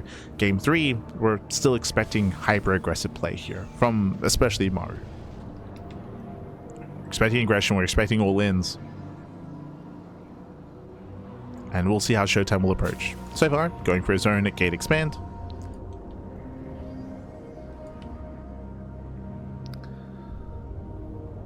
So gate expand into cybercore, standard openers. Likewise, Maru once again going racks expand as well off of a single gas geyser. Every game so far has been an economic start out of Maru.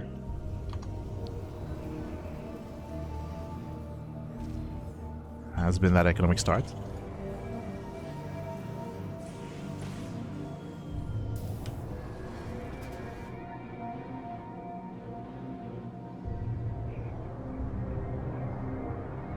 It says if he full isn't an all-in, he knows that he'll get the very least his investment back, crippling damage, if not the game.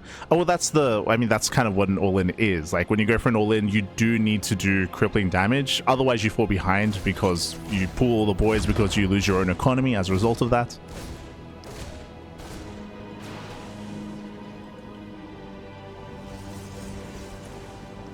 If you've seen those kind of games, especially for Maru as well, the reason why you want to keep making workers is because, hey, you can get ready for a second boy pool and a second wave.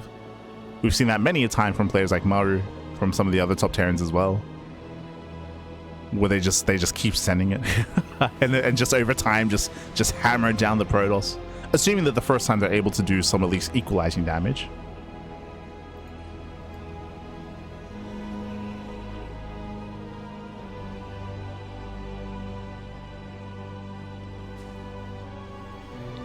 But once again, we're seeing another Rax into a third Rax into a 3 Rax. So 3 Rax stim here from Maru.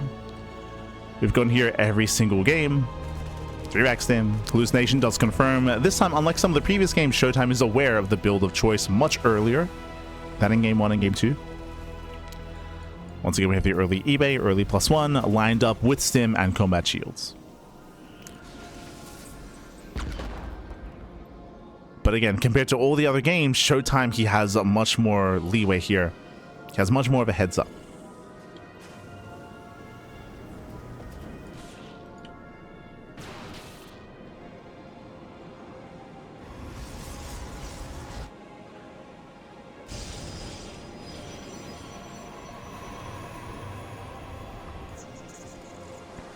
As from here, we're going for the robo on 2 bases. We'll see if we go into a higher gateway count as well before we expand. It's what we're expecting out of ShoWTimE.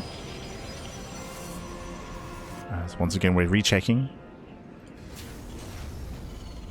ShoWTimE trying to confirm what's going on after the initial scouts. And we can see that Maru's taking up. Unlike the previous games, we have a factory and leading into a starport and medevac play as well. It would make sense here for Maru to maybe go for a later timing just because he knows that he has been scouted much earlier this game. So may just wait for his medevacs instead. Ooh, meanwhile, ShoWTimE staying on 2 bases and taking up into a robo. So again, you can see a very strong reaction out of ShoWTimE. No third expansion yet. Staying on 2 bases, building up into Colossus. Which should be ideal against a bio-heavy composition, if we can get there. So Colossus production on the horizon. Third TC on the way for Maru. Is expanding.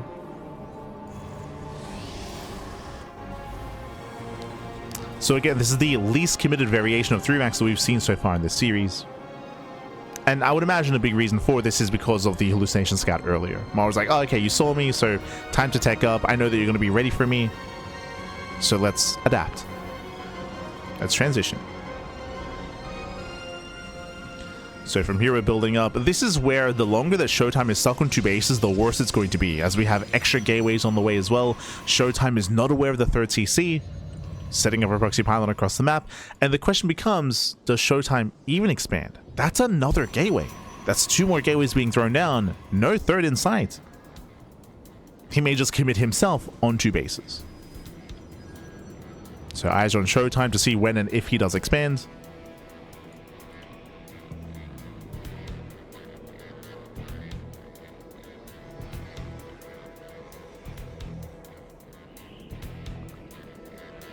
Maru's being somewhat active.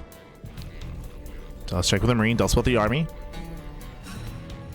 He's aware of the stalker positioning. The observer does spot the main army of Maru. ShoWTimE is aware.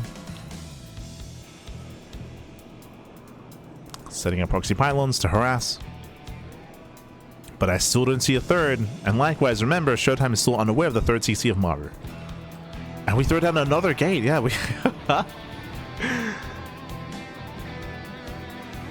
How many is that? Getting up to 6. Getting up to 6 gateways. Maru moving out with his mine drop. This will ideally do some damage and more importantly just scouts. Confirms the Bay. Confirms the Colossus. Won't find too much damage here. Catching a Stalker. Yeah, Stalker, a probe. Pulls away. Checks on left hand side. Confirms no expansion, no third. Now Maru knows. He sees everything. Confirms the 2 base play. Confirms no third. And Maru just has to defend. Just back off, survive. More mine drop play out of Maru. And ShoWTimE is waiting for his third Colossus. Getting up to 3. Colossus gets spotted. Mine drop is intercepted, and it is going to go down. Massive pickup. Very nice catch. That's 4 Widow Mines. Yeah, 4 mines going down, and it's all or nothing. I believe there's no warp prism with this army, but there are those pylons. We can still reinforce across the map. Remember, you don't need a gateway anymore. Don't need a gateway. You can just reinforce. We have 6 warp gates. Here come the warp pins. No supply. Oh, that's a brutal time to be supply blocked. Pylons not being thrown down. Now is not the time. We need warp pins. ShoWTimE, por favor. 2 base all in. Yeah, 2 base all in. The boys are being pulled. Maru, he can afford to lose them. Just has to survive. So far, Colossus, they do swipe away at the army. So far, so good. 9 SCV kills. 3 damage in the bunker. Tank has arrived. Now we commit. And now he does commit in. Oh, nice target firing on the Stalkers. Zealous, they just melt. But the force fields, they stop the army from engaging. And Maru's choked up. Maru's choked up with the natural. We have more Zealot Warpins. But the Colossi are low. He's got to be careful. Yeah, tank does barely survive. And nice pull back there by Maru. Yeah, pulls back. Second tank has arrived. Now we have some Vikings. The Vikings are amassing. 2 more on the way. And there isn't really that much anti-air. Okay, there we go. There isn't that much anti-air. Warping in more Stalkers. And again, Mars is taking some heavy losses here. 26 SCV kills. Funnily enough, still has a greater economy. That's crazy. It shows how far ahead he was when it comes to the workers. And Colossi are going to be zoned away. Tanks, they shell away at the army. Immortals are exposed, and Maru, he breaks out. He breaks out, takes out every Immortal. Yeah, the Immortal, they go down. Colossus as well. Massive pickups down to 1, down to 0. 0 left, and with that, Maru snowballs out of control, crushes the main army. GG gets called as the all-in fails, and Maru, he will take a 3-0 lead, or he will claim the series 3-0. GG. Whew. Ah. The emotion is crazy. GG. GG, well played. As Maru does claim the series against ShoWTimE, he forced himself to base all in. I'm not too certain if that was the initial plan, just because, again, remember, there was no follow-up scouts. Like, ShoWTimE he was not aware that Maru was getting a 3rd CC up and running, was getting ready. Initially, ShoWTimE was just getting ready to receive a 3-rax timing that never arrived. Then he forced himself into an all-in. Meanwhile, Maru, shout to Maru for scouting and confirming. Remember, he was able to confirm the lack of expansions, and also with his Widowmine drops, and confirm how committed ShoWTimE was. So Maru, he set up back at home. Very patient play as well. Very, very patient. We saw Maru just pull further back, bled out a lot of SCVs, but he could afford to. And he could afford to lose the workers, had plenty of SCVs to work with. Those 26 throughout the course of the defense, and eventually overwhelmed. Built up his Vikings, preserved his tanks. GG. GG, well played. And with that, Maru, he will claim the series, and we have 1 series left here tonight. It's going to be a TVZ between Clem and Solar. Let's catch up. Let us catch up with the brackets. Let's catch up with our upcoming matches. Okay, from the top. So Maru takes on ShoWTimE 3-0. Maru's going to be up against Reynor in the semifinals. They're going to be facing off tomorrow. Bear that in mind. This is a 2-day event. Meanwhile, scrolling down, we have Lambo. Lambo took down Hero, and Lambo's waiting for the winner of Solar and Clem. We still have more matches. We have 1 more series ahead of us here, and of course, tomorrow we will be wrapping up the semis and crowning our champion. We'll be there. We'll be there tomorrow. Also, before we cut to a break, a big shout to GSL. And if you want to help support GSL, if you want to help make GSL Season 3 a reality, of course, Patreon is the place to be. Actually, Patreon is the only reason why we have this tournament. GSL CK is funded by the people, for the people as well. Because the Patreon has had as much support as it does, whether it's the Patreon and the SOOP platform as well, does mean that we can host these more like invitational, like experimental tournaments on a regular basis. The GSL CK. So this is the fourth edition, the GSL Champions Korea. And again, the GSL CK should be occurring twice a month, just because of the stretch goal that we reached. We reached the stretch goal for twice a month for GSL CK. And again, there's another goal as well for a 3rd season of GSL proper. But we still need to get there.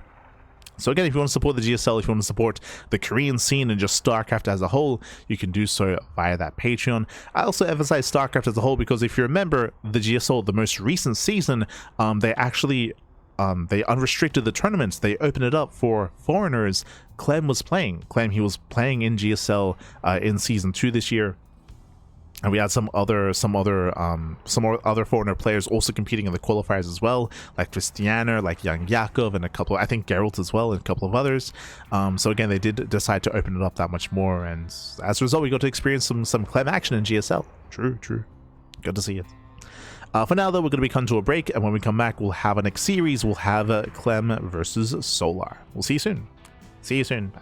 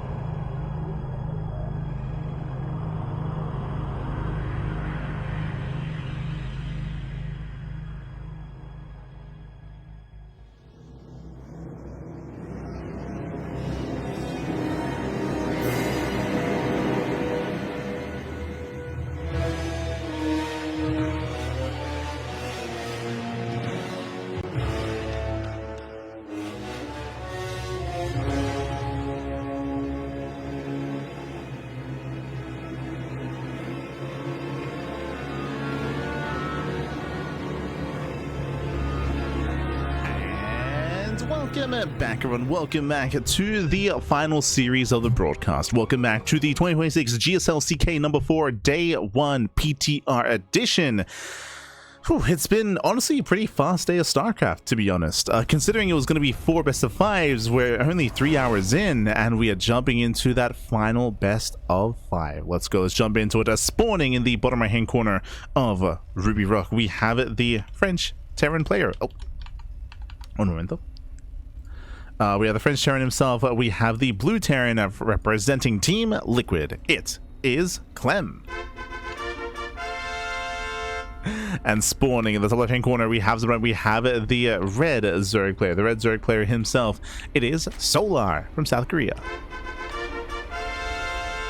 Let's go. Let us go. We are jumping in our first series, and likewise, oh right, of course. Sorry, just setting up the player cams and the players themselves. Oh, bam, we do have our Solar, and we have our Clem. Beautiful. Beautiful. We are jumping into our final series of the broadcast. Bearing in mind, the winner of this series will face off against Lambo in the next round. Lambo is waiting for the player, and also something that I appreciate is that players will have time to prepare. Remember, semifinals is tomorrow, so players will have 24 hours to prepare for their opponents and to get ready for that PTR best of 5. They will have time. For now though, we're jumping on in.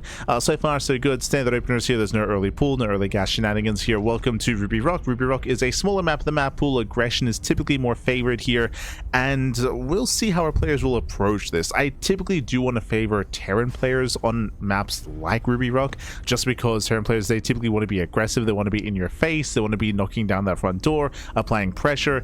I will say that this map it has some features going both ways. Because the bases are a little bit more open and accessible, it does mean that there is a lot of counter aggression available here for Solar to try to apply pressure and to potentially knock down some of these bases. On the flip side, because of that shorter rush distance, and especially because of how aggressive Clem is traditionally, that will favor Clem's early move outs, early aggression. We'll see if Solar can survive that and get into the mid game. If he can get into the mid to late game, that's when Solar can start to gain momentum and take that away from Clem. But we'll see. This is typically applicable to the live version of the game. When it comes to the PTR, changes have been made, and we have experienced them quite extensively. If you maybe missed out, I do recommend checking out some of our coverage of some of the PTR weeklies, like the Sparkling Tuna Cup, Big Star Cup, and other open tournaments. What did they feature? They featured a lot of ZVT between Beyond and Solar, and we have seen Solar experience the new Ghost with full effect, and he's been struggling. Well, all the Zerg players have. Shin, Solar, all the top Zerg Koreans, we have seen them be dominated when we get to late game by the mass Ghost. The rationale, the reasoning for this is because the Ghost Snipe is no longer interruptible. On top of that, the Ghost auto attack damage was also increased as well, and we saw mass Ghost be a real issue for Solar, for Shin, for Rogue. They had a hard time engaging and dealing with that, and we saw late game Broodlord compositions crumble before the might of Beyond, especially in those matchups. Now, as I say that, this is not the regular PTR, this is the PTR 2nd edition. This is the updated version, and the Ghost has been addressed as a result. So we do see that the Ghost has been addressed. When it comes to the PTR notes themselves, Ghost damage has been reduced from 20 to 15. That is for the auto attack damage, so now the regular auto attack damage is now weaker than what it once was. And likewise, Ghost movement speed has been reduced a little bit as well. I would imagine that's to allow for some kind of counterplay here. But the snipe is still uninterruptible. True. Still uninterruptible. But again, I would imagine that those two changes, so the Ghost damage as well as the movement speed, is specifically trying to target their mass ability in ZVT in the late game. But we'll see if we even get there. See if we even get there.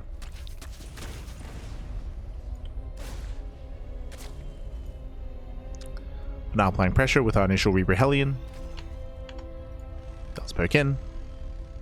And behind this, we do have our 1-1-1, a much more aggressive build here by Clem, going for a delayed 3rd TC, going for a faster starport into faster Cloak Banshee play. Again, much more aggressive, much more assertive. This tells me that Clem, he's looking for more damage. He needs to find more damage. So far, decent shots off on the Queen. The Queen is getting very low. There's no transfuse. Yeah, there is no transfuse. Ling's getting roasted, and that Queen is exposed. He wants it, and he gets it as well. Massive pig off. Queen goes down. Strong start here for Clem. Saves that 3rd Hellion. Yeah, it does say the Hellion does pull away. Behind this, Overlord will poke in. We'll confirm. We'll get eyes on the researching tech lab. So Solar, he's aware of Cloak. Is at least aware. Behind this, Stim is on the way alongside extra Raxes. First Banshee does move out.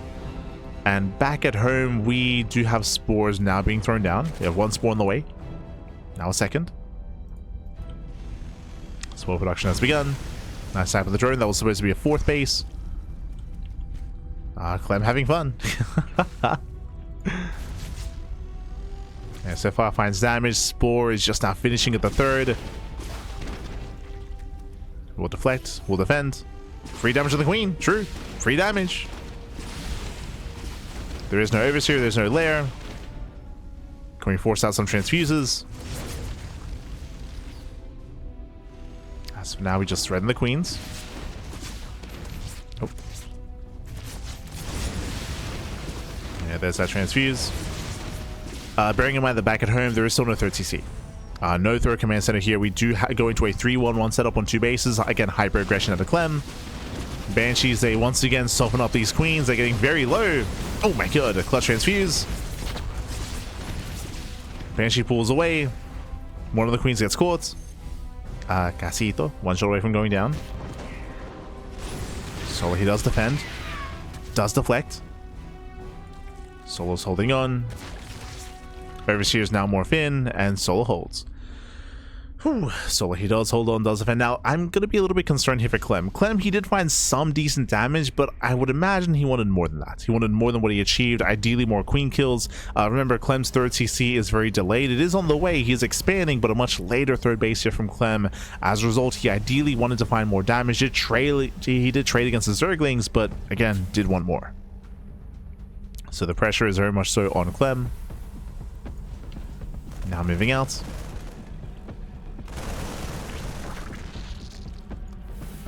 And Clem, can he deny that southern expansion? Can he bring down the fourth? So Clem does rotate over. Remember, the queens are low. They're lacking energy because they had to spend so many transfuses earlier. Bailing speed is still on the way. Nice time of the Overlord. It does catch the Overlord, zones away the queens. Does get one. Oh, almost. Queens are low.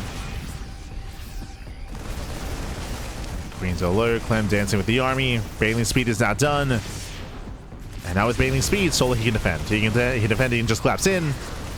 Yeah, shots at the bio, takes down the tank, and Solo holds.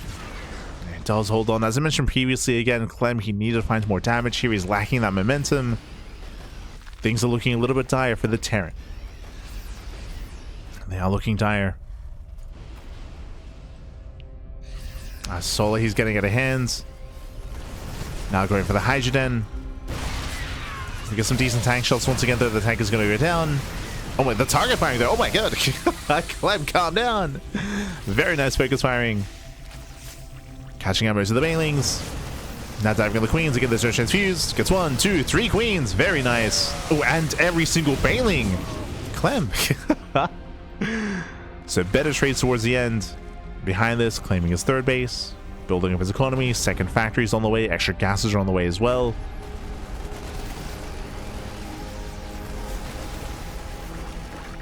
Again, this is good damage, but bearing in mind that Clem, he needed this to try to equalize, to even things up. As Solo's already done droning. Droning up to 84.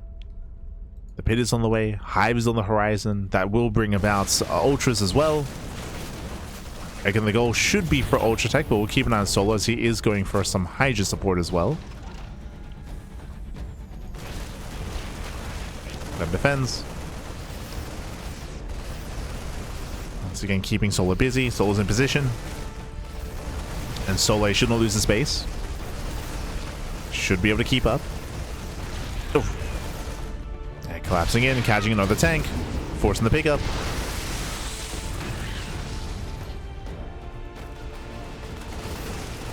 And Solo, he's snowballing out of control. As I mentioned, like, if Solo can get to the mid game with a solid economy, with a stable economy, I don't see Clem surviving here and defending the third. Solo's almost maxed. It's almost maxed out. Behind this, Hive is on the way.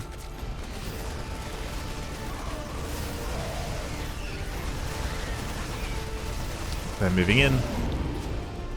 And Clem is at least keeping Solar busy. Because of all this aggression, even though Clem isn't really doing any damage, he's at least keeping Solar away from his third base. As Clem is building up his Liberators, getting his 4th CC, with my production as well, Clem is just buying time. He's buying time to fortify his position, to build up his army, and it is working. Clem is closing that gap. At the same time, Hive is almost complete for Solar.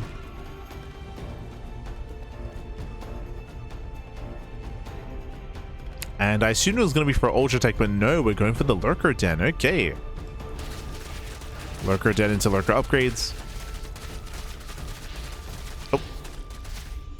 A little bit of miss movement here from Clem. I'm going to calm down.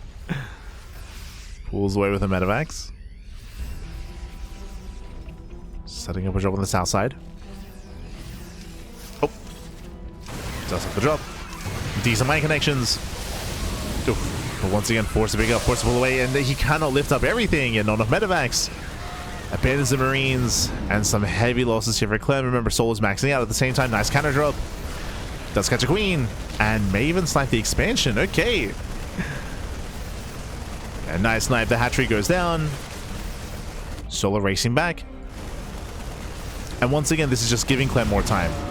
Solar's max. Clem is still getting there.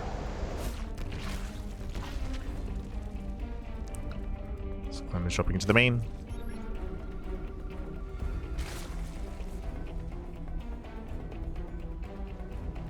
Again, threatening a dive.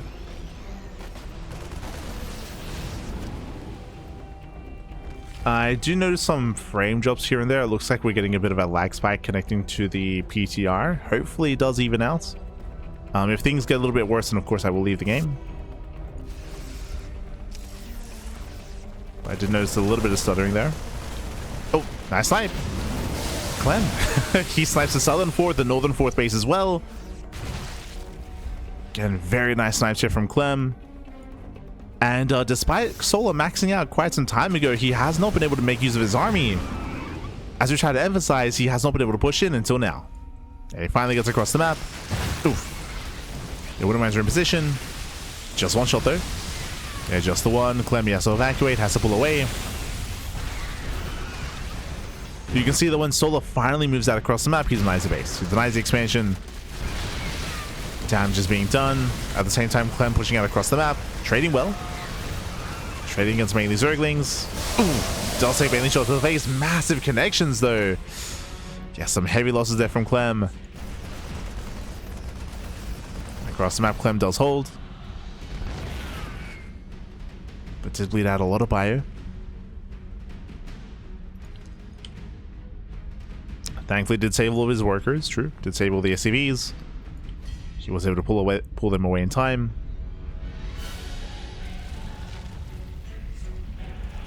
And Solar, can he keep up? So far he's got 3 lurkers. I'm still not entirely sold on Solar taking up into lurker tech specifically. I will help slow the game down if that's the goal. And of course, can always thread them with Nidus Worms. True.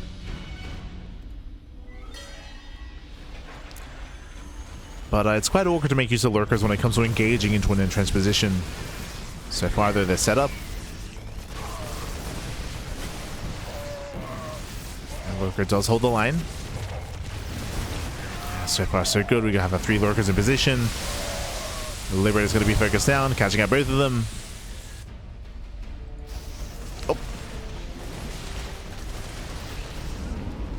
Solar does take the better trade. At the same time, goes for Ling Run by. We have plenty of reinforcements. Clemmy does hold. He does defend. Massing out more Liberators. Liberator Rangers on the way as well. Clem building up a better army. And Solar still stuck on Ling, Bane, Hydra. Which can hold its own, don't get me wrong.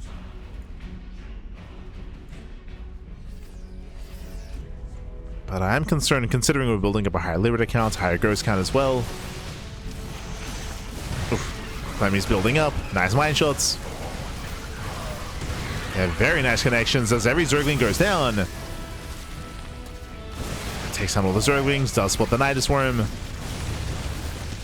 Oof. Look at the snipe. Still just 3 lurkers. He does make it back home. Pulls back home in time. Now, what's scary here, I would say the scariest thing about what's happening here is that for the most part, it's been Solar trying to react to the aggression of Clem. As a result, the third got up and running. The fourth got up and running. The fifth base is getting up and running as well. Solar, I want to say there's been only 1 or 2 times where he's applied any pressure to the economy of Clem. It's becoming an issue here. Solar, he needs to be more active. For example, this northern base is an orbital. That's crazy. That's illegal. It's not even a planetary, papi. Ay, ay, ay. As now Clem is securing this position. Solar hasn't stopped Clem's growth. He has not stopped him. Queens, they do rally into their deaths. They're throwing away 3 queens. Pushing further in. Solar, he will catch one of the ghosts. Yeah, he does catch one, does catch 2. Expensive losses here for Clem. Bleeding out 2 ghosts. Yeah, bleeds out 2 at the same time. We do see Solar defending back at home. We'll still lose another expansion. Another hatchery goes down.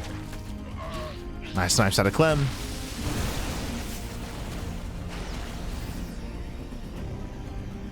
Once again, sniping more bases, slowing down Solar's growth. Drop play continues.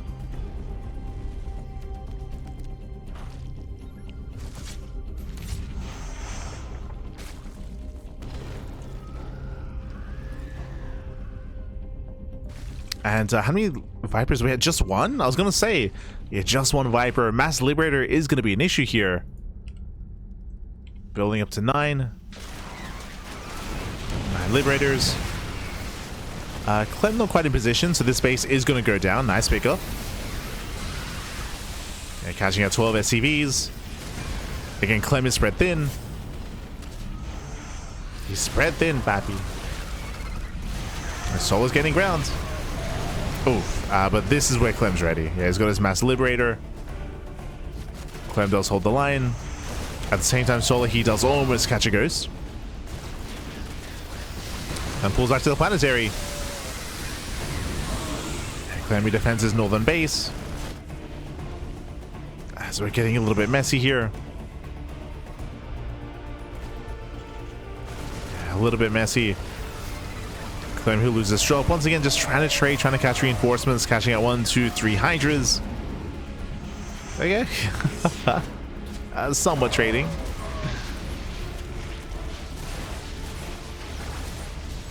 Clem's just freeing up more supply. Once again, more Liberators. More freedom, pappy. Oh. Yeah, rough rally. Rough rally out of Clem. Clem, he rotates, sorry, Solar, he rotates everything here towards the south side. But pushing into all these freedom zones, I mean, some of them are unsieged. Does try to commit in. Rough Sim City, though. Yeah, Bailey's, we get some decent connections, but so many Hydras go down to the Liberators. Ay, ay, ay. Cracklings, they bust in, they kill a starport, not bad. Catching out the starport, I believe the lurkers are in the Nidus, if they are. Clem has to take this seriously. As lurkers are popping out, at the same time Clem is also pushing out. And pushing across the map, takes out an expansion. Lurkers are being bullied by the Liberators. they don't really achieve much here. Yeah, they have to get the hell out of here.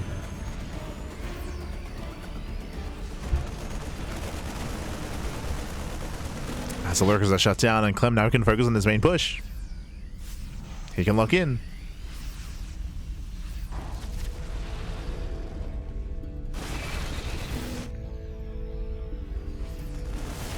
As again, this base is set up here to push towards that southern expansion. They're right next to each other. Solar did at least deny the top right base, that is true. Did deny the expansion. Ooh, Liberators unsieged. Yeah, did pull away, did unsiege.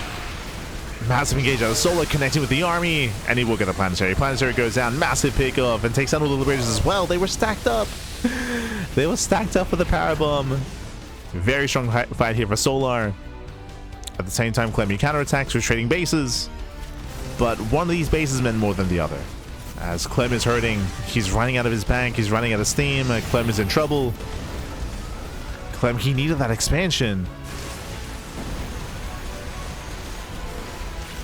And Clem is all in. He's down to 38 SCVs, 38 workers, no mineral bank. It's all or nothing for Clem. Oof, he cannot push into these lurkers. They do finally pay for themselves. Let's go. They defend, Pappy. And initially, Clem was doing a great job when it comes to expanding and maintaining his economy, but not anymore. Not anymore. That is into the main base. Clem forced to move in. Once again, lurkers are ready. Again, Clem is trading well. Trading as best he can. But there's only so much he can do here. Lings busts into the mineral line. Medevac getting called out. Going for the CC instead, going for the orbital. The game is getting a little bit messy though. Clem setting up at the natural, sieging up on top of the Nidus Worm. Oof, massive lurker shots. And Clem just doesn't have enough. He should not have enough here. I mean, Solar's also burning through his bank as well. Like, Solar doesn't have the best economy either. True. But he's still wreaking havoc in the main. Likewise, here come the deductions. Oh, massive lunge. And GG gets called. All the Mavericks get called out. And Solar, he will take game number 1. GG. Whew. GG, well played. A very tense game there between Solar and Clem. Once again, I will give praise to Clem for being able to recover after a shaky start. When I say shaky start, remember, Clem did go for a very committed early game, going for a very late third CC, very delayed third base, going for the 1-1-1 into 3-1-1 setup initially into hyper aggression. We saw that Clem was struggling to really find much damage with that early game aggression, and as a result we saw Solar establish his bases, build up, max out as well. He was able to build up his economy, but again, Clem did an amazing job when it comes to harassing, counterattacking, distracting Solar, and establishing his own high base count as well. So we saw a very impressive mid-game out of Clem, but towards the end we saw that Solar finally got to gain some map control, move out across the map, and start applying pressure. Once he did, Clem couldn't defend, right? He could not hold on to his 4th base, his 5th base, his natural, his main, bases that were going down time and time again. And this goes into what we said at the beginning of the game, talking about how Ruby Rock has more open expansions. And once the Zerg player can get into the mid to late game in a stable position, that's when things get much more difficult for the opposing Terran or Protoss to defend and survive. And we saw that Clem had a very hard time defending. In the end, he was torn apart. GG gets called, and now we're going to be loading into the Old Republic. Let's go. Here we go, and we have some similar sentiments on this map as well. Similar. Oh boy.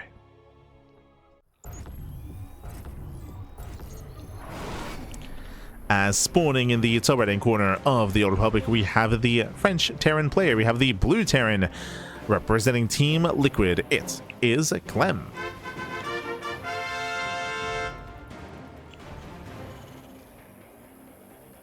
Let's go.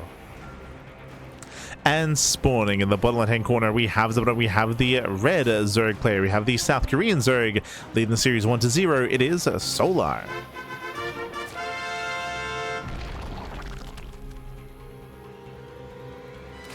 Let's go. Let us go. Oh, the colors are correct, Mappy. True. As we do open up with the proxy. I did notice Clem's smirk earlier, and I did notice the lack of building back at home, so we're going to be opening up with the proxy racks across the map. We'll see how committed Clem is going to be. Now, we have seen Clem mess around with proxy Reaper in this matchup. As you can see, the gas is being taken, which is very unorthodox, but we have seen it in recent times from Clem. That is true.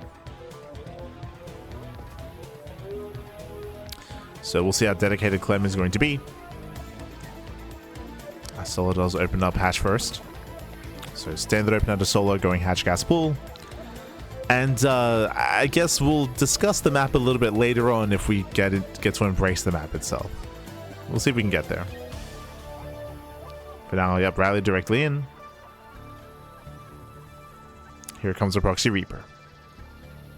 Again, Proxy Reaper is a very rare side in TVZ, but again, this is not the first time in the past week that we've seen Clem do this in this matchup. Going Proxy Reaper.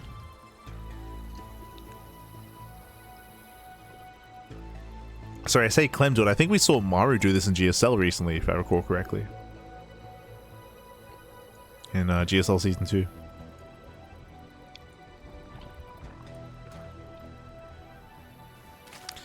Now that the Reaper does break in, we'll be able to throw in the bases. Bearing in mind there is no pool, there is no queen, there is nothing to defend, just drones, and drones are going to start going down. It's going to be on Solar to minimize losses. Here we go, bunkering between the bases. Solar does notice. And Solar, he has to deny that bunker. Does have to deny. Oh, the SCV! Oh my god, getting low. Yeah, the SCV gets low enough, which means the bunker is denied. Oh, actually, never mind. We come back. We double back around. Yeah, we do double back around. Likewise, spawning spine crawlers on the way. We go straight for the mineral line, and oh, so far, no major damage. Just one drone kill. Just one. Just one drone. Meanwhile, the bunker does finish. Does barely finish up. And Clem is getting out of hand here. 1, 2, 3 Zergling kills. The spine crawler still on the way. Queen still a ways away as well. We need a little bit more time. Every Zergling falls. And do we get into the mineral line? Alpha now settling for the spine. Settling for the spine crawler. More Reapers are amassing.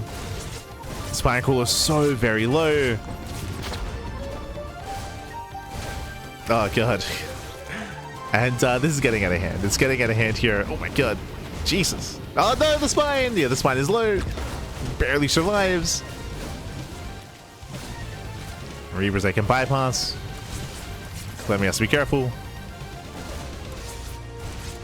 Again, still our trading. Back at home, we do have that factory. We have the follow-up. And this entire time, Soul's been stuck on one base. He's stuck on a one-base economy, making more Zerglings. So far, losing how many? 11 Lings have gone down.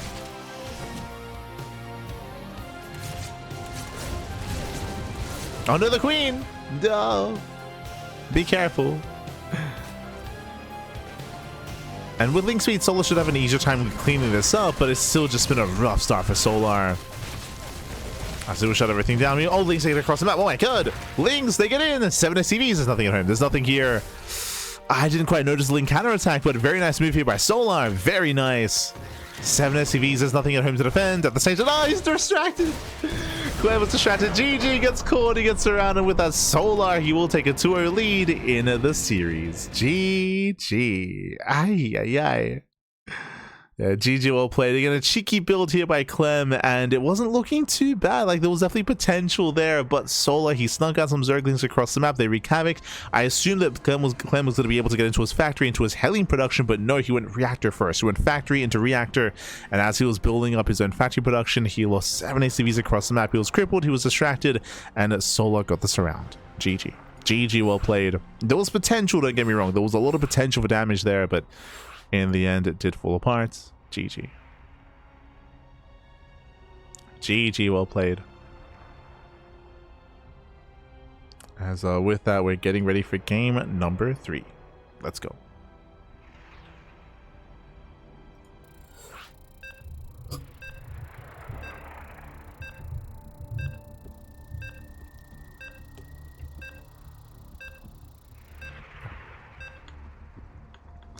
So at 20 more workers by the 7-minute mark. Yeah, for sure, for sure. ST Fox here in the chat.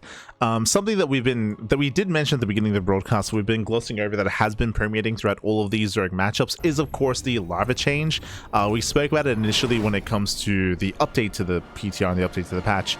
But it does mean that in general here, Zerg production has been bolstered, has been boosted.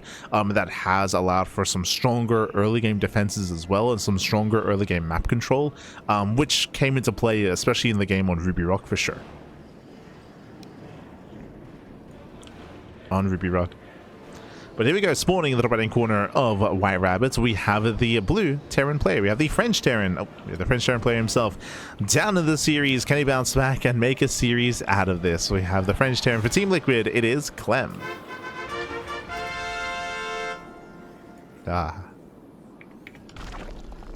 And spawning in the bottom left hand corner of White Rabbits, we have the red Zerg player, the red Zerg player himself. We have the South Korean Zerg leading the series 2-0. It is a Solar.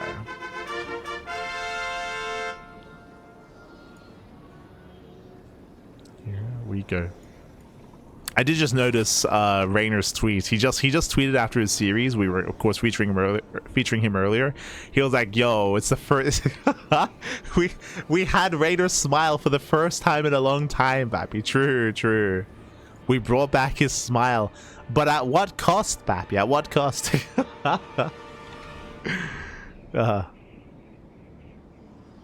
So for those that are curious, Reynor just tweeted, "A biggest smile I've had in quite a while while playing SE2 today," which is in reference to his series versus classic, and is making reference to the lava change, of course. He can smile again. Can we bring him back from the rift from League of Legends? Can we bring him back? The return of Reynor. No. Meanwhile, we do have a delayed gas. It's going to be a later gas, early pool here by Solo. So pool first into a later hatchery, into a non-insistent gas geyser. Ling production has begun. And we do see that this time it's going to be Solar being the aggressor. Let's go. Here we go. We do have our 6 Lings moving out across the map. Bearing in mind that Clem does go for... Oh, what is going on? Let's go, baby, let's go. Clem going for a single gas opener into a factory before CC, by the way, which is crazy. Sola's here to punish the command center, which is going to be later than usual. I'm sure Sola's aware. He's like, hold on, what's going on? Where's the CC? Lings, they will avoid the main Reaper scout. Reaper does screw through the center. Lings, a bypass, and ideally they want to force a cancel.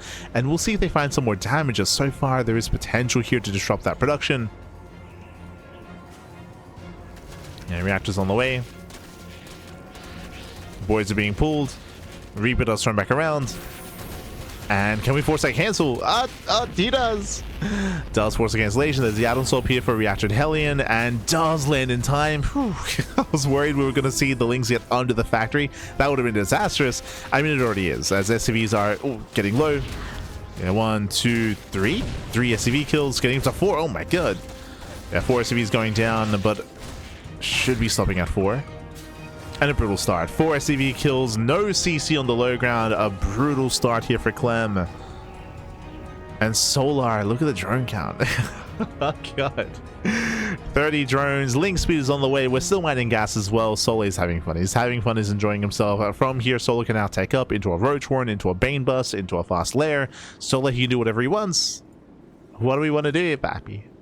No.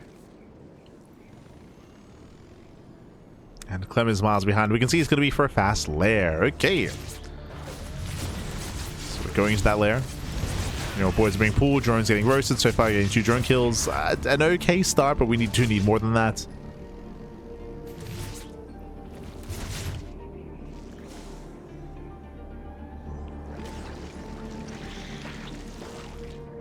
Two drones going down.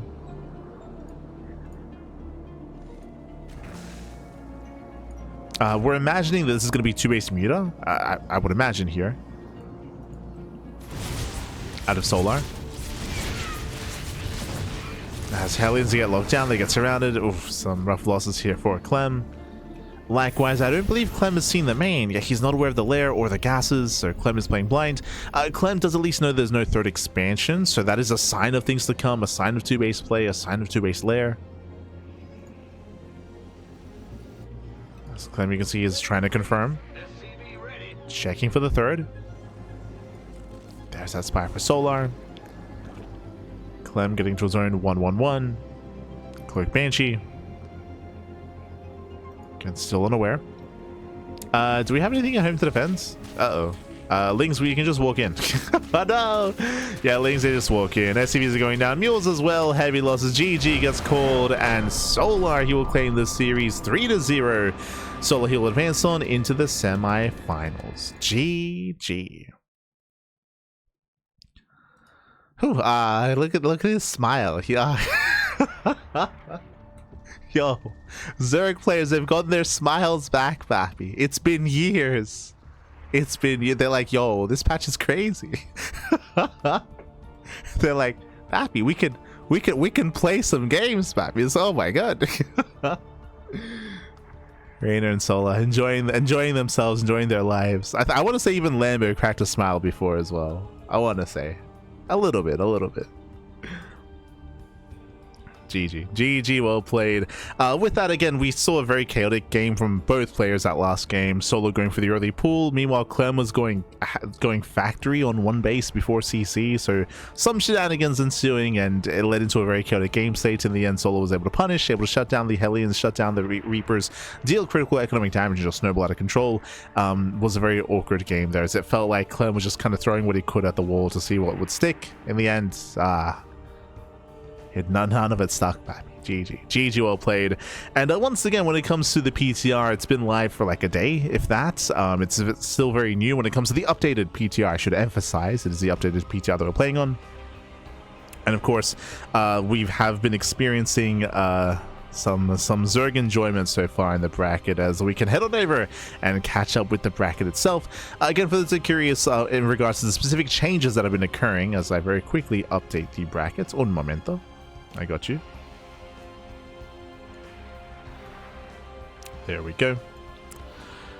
When it comes to the specific changes, comparing PTR to PTR, where I would say that Terran were having a much stronger showing in the first iteration of the PTR. I was alluding to especially Ghost play in the late game, if we could get to the late game, but we saw that these games were very fast. Aside from the game on Ruby Rock, which was a little bit more back and forth and very intense, by the way. It was a very intense game, but it did feel like it was on a knife's edge the entire time for Clem, where if at any moment he would let up the aggression, then everything would just fall apart, and eventually it did fall apart. But when it comes to the changes influencing this matchup here, we of course have the larva change, with the larva rate being increased. So in general, production has been increased for Zerg all across the board. Likewise, queens are also cheaper. They're back to being cheaper as well, from 175 to 150 minerals, so it does make them a little bit easier to amass up to be able to defend early on as well. When it comes to Terran changes, they were mainly Ghost related for the late game, but we never got to really experience that. We did see Ghost play, of course, on Ruby Rock, but that was a little bit more happening in that game, which did lead into things going awry for Clem, I should emphasize. But yeah, again, with said increased lava rate, it does mean that Zerg players have had a stronger road to the early to mid game, getting a higher drone count faster, getting their production going a lot faster as well to be able to build up an army, and which has been allowing for some easier defensive play, and again, stronger mid game in general, which we did experience in all said matchups. I will say though that when it comes to the ZVPs, it was that alongside as well the fact that because of the Protoss changes, we saw some heavier defensive play by both Classic and Hero. We saw a lot of attempted Stargate play as well. I do still stand by the idea that I'm not too fond of Warpgate costing resources to morph in, just because again that's from our experience so far in both PTRs has been forcing more defensive play out of Protoss, which I feel like is not what we want. But you could also argue that hey, the updated PTR, it only just went live and there's still room for growth. There's still room to like explore things and to maybe find some other like ways to approach the game, and for players to maybe explore and figure some things out.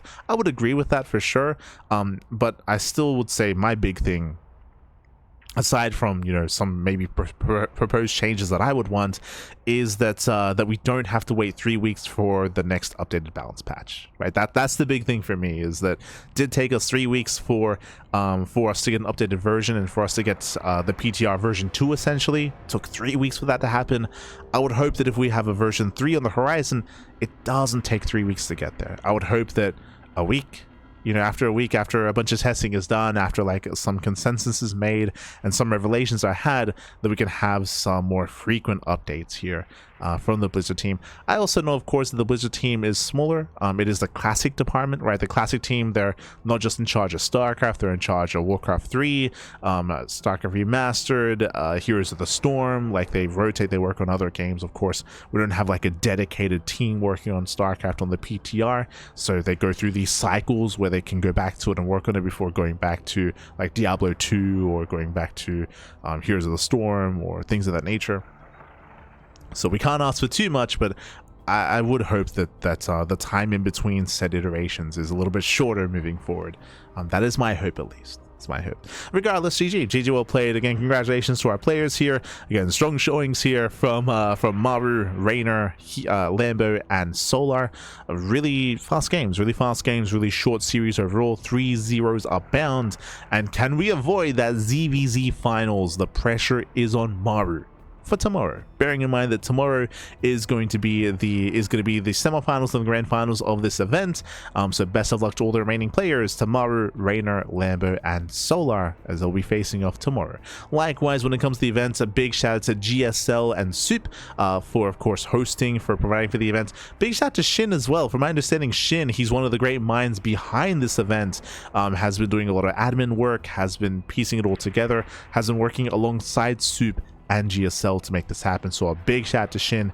And of course, if you want to help support the GSL to allow for more events like this to happen, or for even a third season of GSL proper to occur, then Patreon is the place to be. Patreon.com/GSL. Again, if you want to help support StarCraft and support not just Korean StarCraft but StarCraft as a whole, as GSL is now open globally for foreigners as well, then you can do so via the Patreon, as you can help us reach our next set of stretch goals. You can help us out. Otherwise, thanks for watching. Thanks so much for the support. So we're going to be wrapping up here for the time being. Again, tomorrow in less than 24 hours time, we will have Maru versus Reynor and Lambo versus Solar, 2 best of 5s, and then that best of 7 finals as well. It'd be crazy, man. It would be crazy.